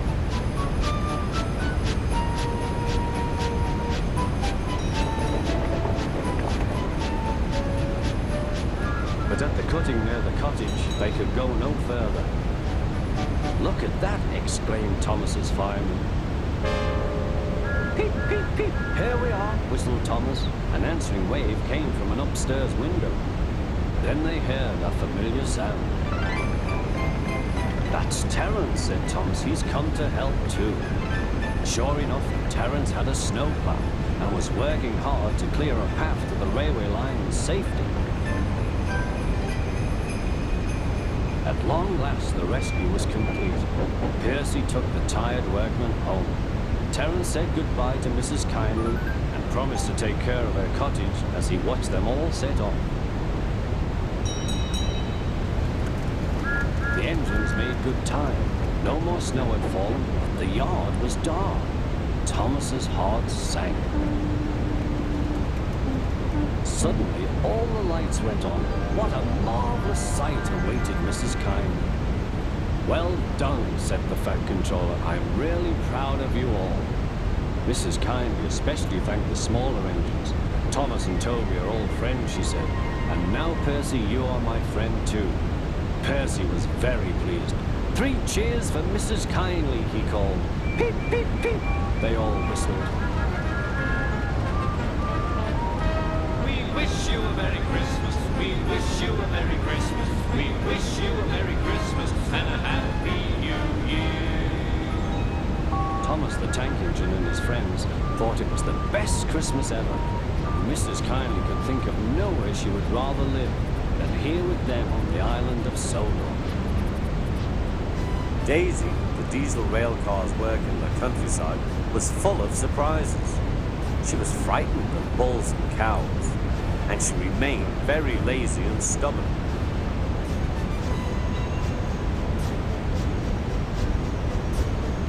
One day, Toby brought Henrietta to the station, where Percy was grumpily shunting.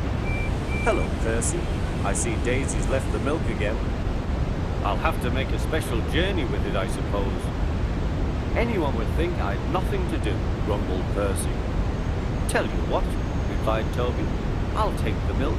You fetch my trucks. The drivers and the station master agreed.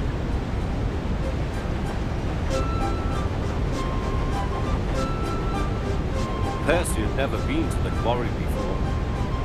He began ordering the trucks about. Hurry along, he said. The trucks rumbled to each other. This is Toby's place. Percy's got no right to poke his funnel up here and push us around. They whispered and passed the word. Pay Percy out! Pay Percy out! Come along, puffed Percy. No nonsense. We'll give him nonsense, giggled the trucks. But they followed so quietly that Percy thought they were under control.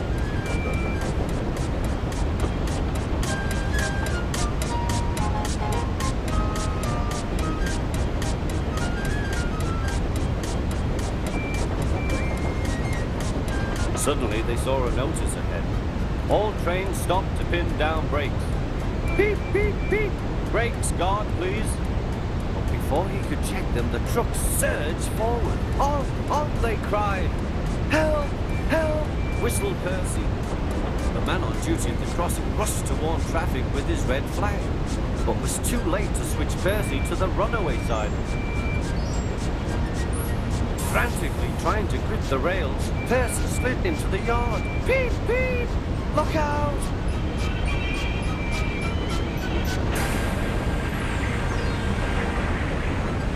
The brake van was in smithereens. Percy's driver and fireman had jumped clear, but Percy was stranded. Next day, the Fat Controller arrived. Toby and Daisy had helped to clear the wreckage, but Percy remained on his perch of trucks. We must now try, said the Fat Controller, to run the branch line with Toby and a diesel. You have put us in an awkward predicament. I am sorry, sir, replied Percy. You can stay there till we are ready. Perhaps it will teach you to be careful with trucks. Percy sighed. The trucks groaned beneath his wheels. He quite understood about awkward predicaments. The Fat Controller spoke severely to Daisy, too. My engines work hard. I send lazy engines away. Daisy was ashamed. However, Toby says you worked hard after Percy's accident, so you shall have another chance.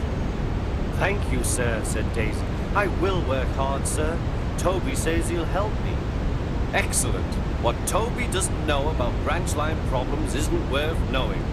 Our Toby's an experienced engine. Next day, Thomas came back. And Percy was sent to be mended.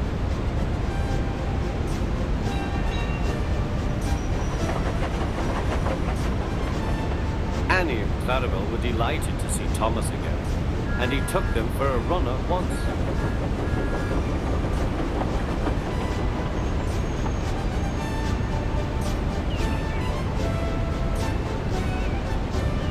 All are now friends, and Toby has taught Daisy a great deal. She shooed a cow off the line all by herself the other day. That shows you, doesn't it?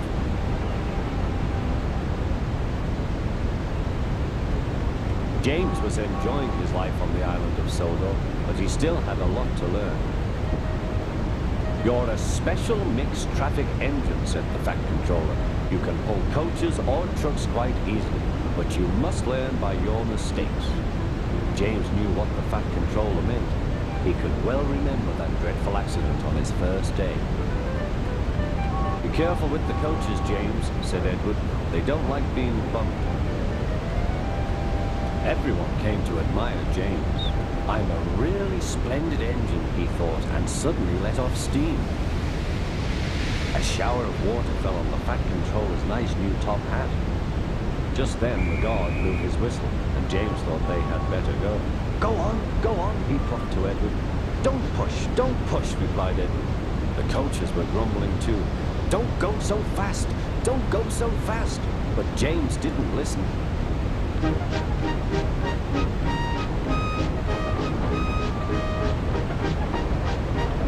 When at last they stopped at the next station, 2 coaches were beyond the platform. They had to go back to let the passengers out. But no one seemed to know about the Fat Controller's top hat, although James felt happier. Presently they came to the station where Thomas was waiting with his 2 coaches. Hello, James, said Thomas. Feeling better? That's right. Oh, that's my guard's whistle. I must go. I don't know what the Fat Controller would do without me to run this branch line. And he puffed off importantly. Edward and James passed the field where James had had his accident. The fence was mended and the cows were back again.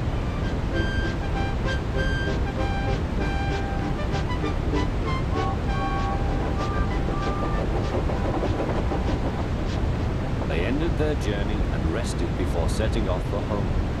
James was still wondering what the Fat Controller would have to say about his top hat.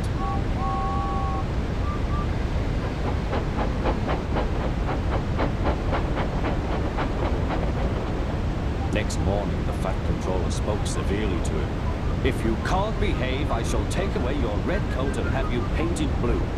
James didn't like that at all. He was very rough with the grumbling coaches as he brought them to the platform. "Don't talk, come on," he called to them. Gordon never has to fetch his own coaches, he thought to himself, and he's only painted blue. To make James even more cross, this time no one came near him.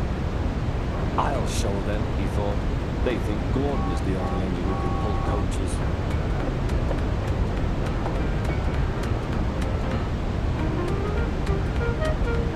"Hurry, hurry, hurry," puffed James.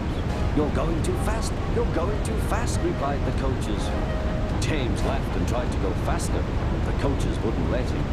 "We're going to stop," they said. "We're going to stop."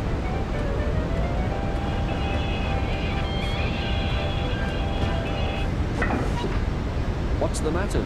James asked his driver. "The brakes are hard on. Leak in the pipe, most likely. You've banged the coaches enough to make a leak in anything." "How shall we mend it?" said the guard. "We'll do it with newspaper and a leather bootlace," replied the driver. "Well, where is the bootlace coming from?" asked the guard. "Ask the passengers," said the driver. "You have a leather bootlace there, I see, sir," said the guard to a smartly dressed man. "Please give it to me." "I won't," said the man. "Then," said the guard, "I'm afraid the train will just stop where it is." The passengers all said what a bad railway it was. Then they told the man how bad he was instead. Everyone was very cross. At last he handed his laces over. The driver tied a pad of newspaper tightly round the hole in the brake pipe, and James was able to pull the train.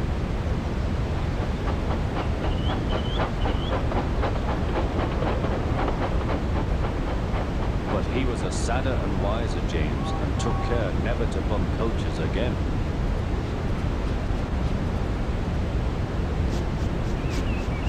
In summer, the gangers cut the long grass on the line side, raking it into heaps to dry in the sun. At this time of year, Percy stops where they have been cutting. The men load up his empty wagons, and he pulls them to the station.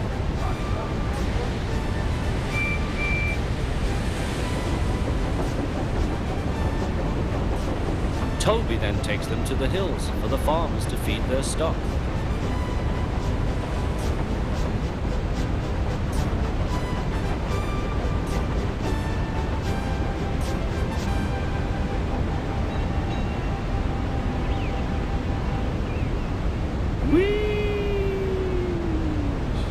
Percy gave a ghostly whistle.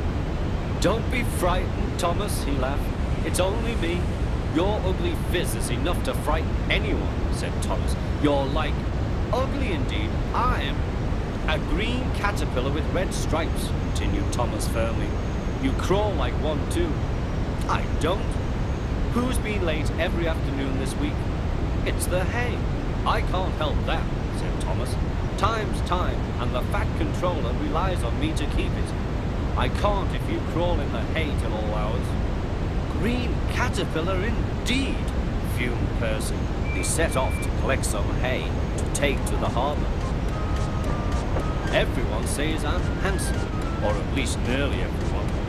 Anyway, my curves are better than Thomas's corners." "Thomas says I'm always late," he grumbled. "I'm never late, or at least only a few minutes. What's that to Thomas? He can always catch up time further on." All the same, he and his driver decided to start home early. Then came trouble.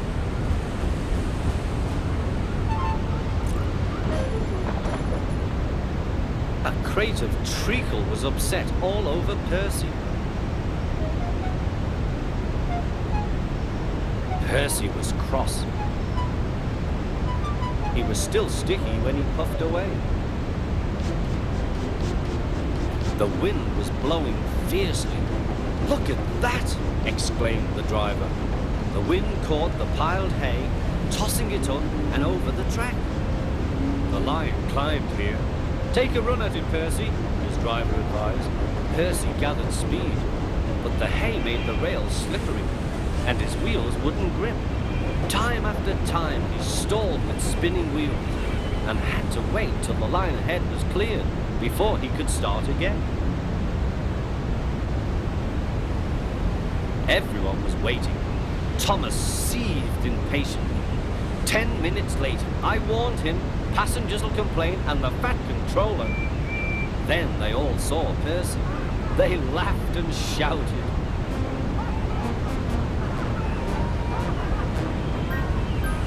Sorry I'm late, Percy panted. Look what's crawled out of the hay, teased Thomas. What's wrong, asked Percy. Talk about hairy caterpillars, puffed Thomas. It's worth being late to have seen you.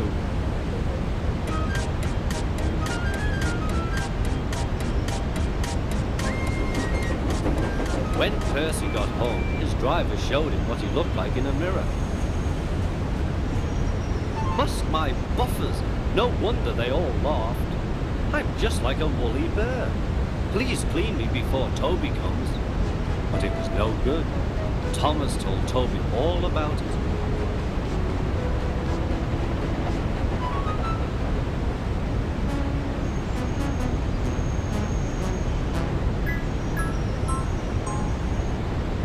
Instead of talking about sensible things like playing ghosts, Thomas and Toby made jokes about woolly bear caterpillars and other creatures which crawl about in hay.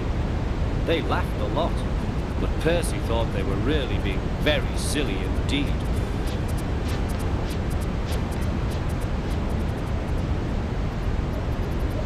Thomas was waiting at a junction when a bus arrived.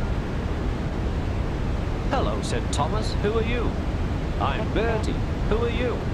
I'm Thomas. I run this branch line. So you're Thomas, eh? I remember now. You got stuck in the snow. I took your passengers and Terence the tractor pulled you out. I've come to help you with your passengers today. Help me, said Thomas. I can go faster than you. You can't, said Bertie. I can, huffed Thomas. I'll race you, said Bertie. The drivers agreed to the race going ahead. The station master said, Are you ready? Go. Thomas never could go fast at first, and Bertie drew in front. Why don't you go fast? Why don't you go fast? Called Annie and Clarabel. Wait and see, hissed Thomas. He's a long way ahead, they wailed. But Thomas didn't mind. He'd remembered the level crossing.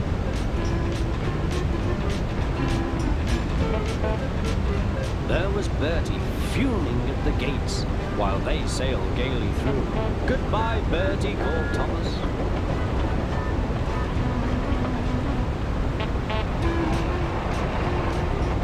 After that, the road left the railway, so they couldn't see Bertie.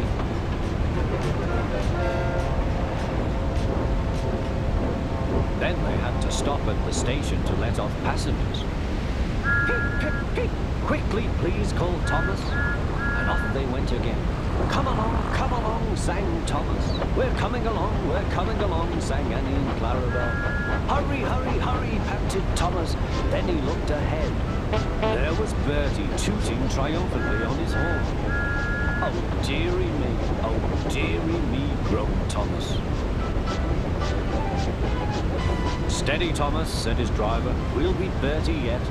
We'll beat Bertie yet. We'll beat Bertie yet, echoed Annie and Clarabel. We'll do it, panted Thomas. Oh, bother, there's a station. Then he heard Bertie. Goodbye, Thomas. You must be tired. Sorry I can't stop. We buses have to work, you know. Goodbye. Oh dear, thought Thomas. We've lost. But he felt better after a drink. The signal dropped. Hurrah, we're off! Hurrah, we're off! Puffed Thomas.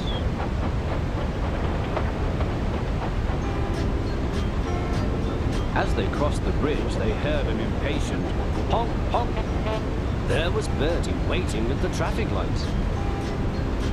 He started with a roar and chased on after Thomas again. Now Thomas reached his full speed. Bertie tried hard, but Thomas was too fast.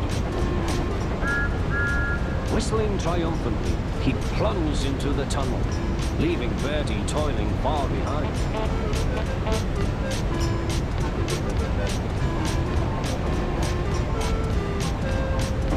I've done it! I've done it! Panted Thomas. We've done it! Hooray! We've done it! Hooray! Chanted Annie and Clarabelle as they whooshed into the last station.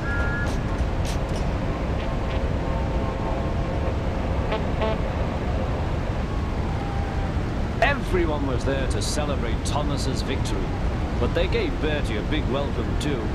Well done, Thomas, said Bertie. That was fun. But to beat you over that hill, I should have to grow wings and be an aeroplane.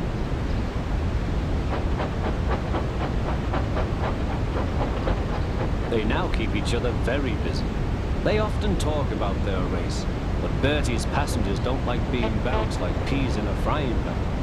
And the Fat Controller has warned Thomas not to race at dangerous speeds. So although, between you and me, they would like to have another race, I don't think they ever will. Do you? Edward was getting old.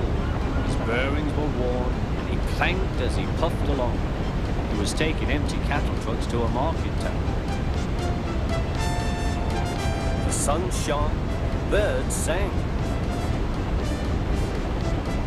But Edward was heading for trouble. Come on, he puffed. Oh, screamed the trucks. Edward puffed and clanked. The trucks rattled and screamed. Some cows were grazing nearby. They were not used to trains. The noise and smoke disturbed them.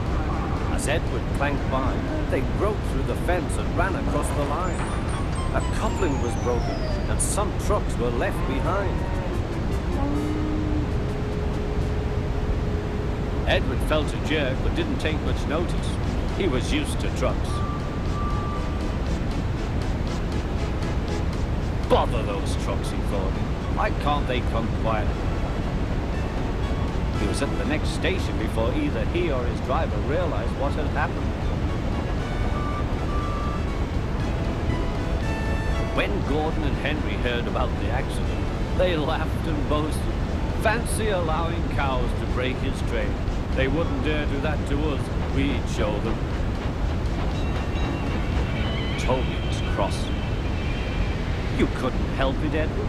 They've never met cows. I have, and I know the trouble they are.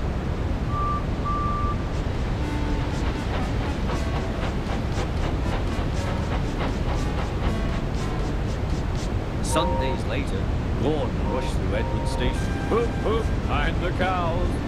Hurry, hurry, hurry, puffed Gordon. Don't make such a fuss, don't make such a fuss, grumbled his coaches. A long stretch of line lay ahead. In the distance was a bridge. It seemed to Gordon that there was something on the bridge. His driver thought so too. Whoa, Gordon, he said and shut off steam. Oh, said Gordon, it's only a cow. Shoo! Shoo! He moved slowly onto the bridge, but the cow wouldn't shoo. She had lost her calf and felt lonely. Moo, she said sadly. Everyone tried to send her away, but she wouldn't go. Henry arrived.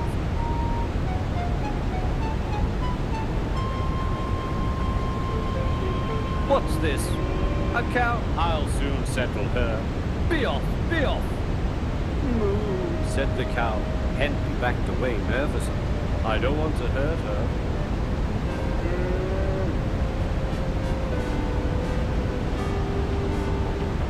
At the next station, Henry's guard told them about the cow and warned the signalman that the line was blocked. That must be Bluebell, said the porter. Her calf is here, ready to go to market. Percy will take it along.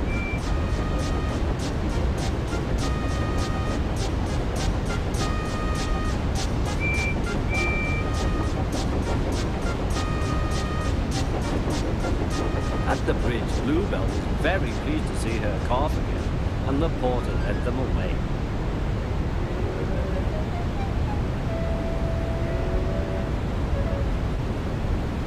Not a word. Keep it dark, whispered Gordon and Henry to each other. They felt rather silly, but the story soon spread.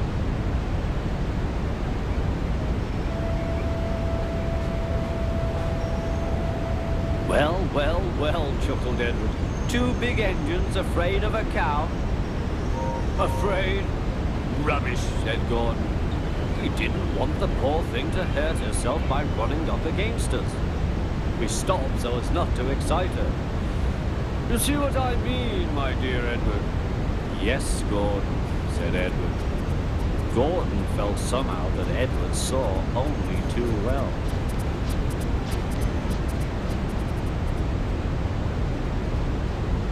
Every day, the Fat Controller came to the station to catch his train. Hello, he always said to Thomas. Remember, don't be impatient, Thomas. You can never be as strong and fast as Gordon, but you can be a really useful engine. Don't let the silly trucks tease you. There were lots of trucks, and Thomas worked very hard pushing and pulling them into place. There was also a small coach and two strange things his driver called cranes. That's the breakdown train, he told Thomas. The cranes are for lifting heavy things like engines and coaches and trucks. One day, Thomas was in the yard. Suddenly, he heard an engine whistling. Help! Help! A goods train came rushing through much too fast. The engine was James, and he was frightened. His brake blocks were on fire. They're pushing me, he panted. On, laughed the trucks. Still whistling, help, help! Poor James disappeared. I'd like to teach those trucks a lesson, said Thomas the Tank Engine. Soon came the alarm. James is off the line. The breakdown train, quickly! Thomas was coupled on, and off they went.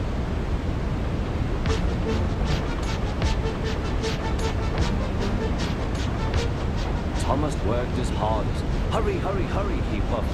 He wasn't pretending to be like Gordon. He really meant it. Bother those trucks and their tricks. I hope poor James isn't hurt.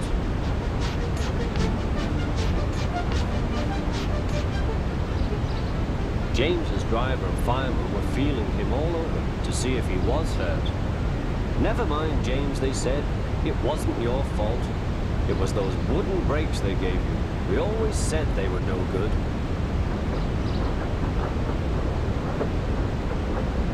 Thomas pushed the breakdown train alongside. Then he pulled the unhurt trucks out of the way. Oh dear, they groaned. Serves you right, puffed Thomas. He was hard at work, puffing backwards and forwards all afternoon. This'll teach you a lesson, he told the trucks. And they answered, yes it will.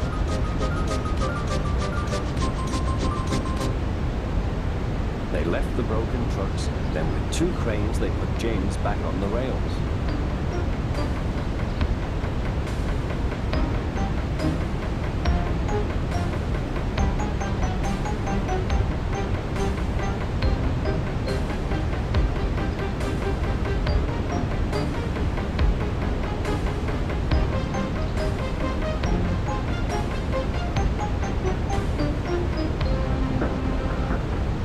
He tried to move, but he couldn't, so Thomas helped him back to the shed.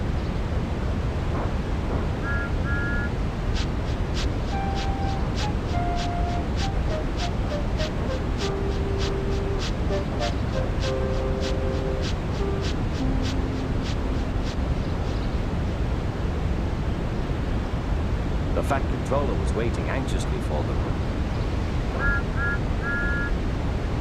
Well, Thomas, he said, I've heard all about it, and I'm very pleased with you. You're a really useful engine.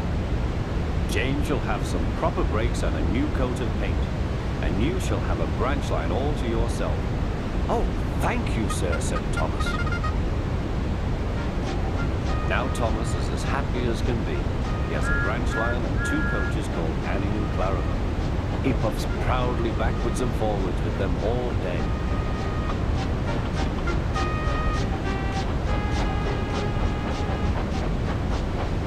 He is never lonely. Edward and Henry stop quite often and tell him the news.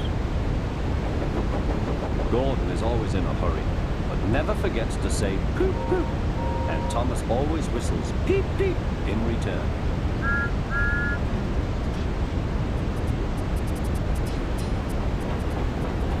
Percy works in the yard at the big station.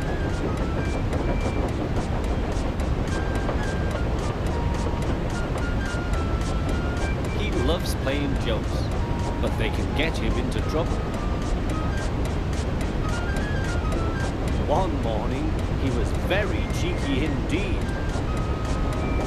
Beep, beep! Hurry up, Gordon, the train's ready. Gordon thought he was late.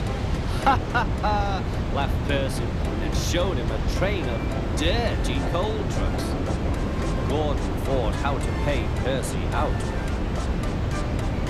Next it was James's turn. Stay in the shed today, James. The Fat Controller will come and see you. Ah, thought James. The Fat Controller knows I'm a fine engine. He wants me to pull a special train. James's driver and fireman could not make him move. The other engines grumbled dreadfully. They had to do James's work as well as their own.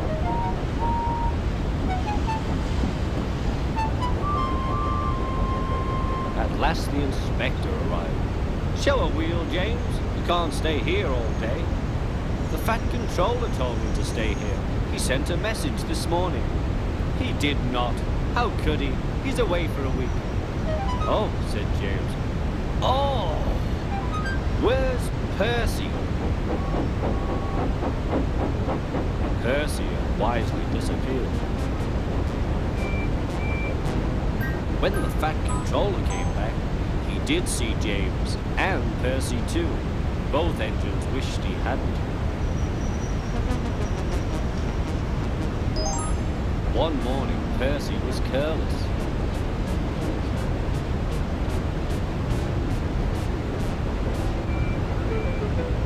I say, you engines, I'm to take some trucks to Thomas's junction. The Fat Controller chose me especially. He must know I'm a really useful engine. More likely he wants you out the way, grunted James. Gordon looked across to James. They were making a plan. James and I were just speaking about signals at the junction. We can't be too careful about signals. But then I needn't say that to a really useful engine like you, Percy. Percy felt flattered. We had spoken of backing signals, put in James. They need extra special care, you know. Would you like me to explain? No, thank you, James, said Percy. I know all about signals. Percy was a little worried. I wonder what backing signals are, he thought. Never mind, I'll manage. He puffed crossly to his trucks and felt better. He came to a signal. Bother, it's at danger. The signal moved to show line clear. Its arm moved up instead of down. Percy had never seen that sort of signal before. Down means go and up means stop. So up is still must mean go back. I know, it's one of those backing signals. Come on, Percy, said his driver. Off we go. Stop! You're going the wrong way. But it's a backing signal, Percy protested and told him about Gordon and James. The driver laughed and explained.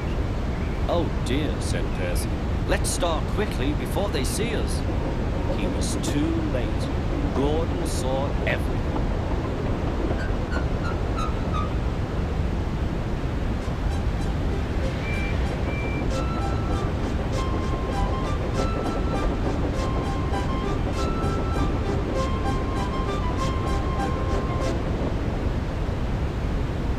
That night, the big engines talked about signals.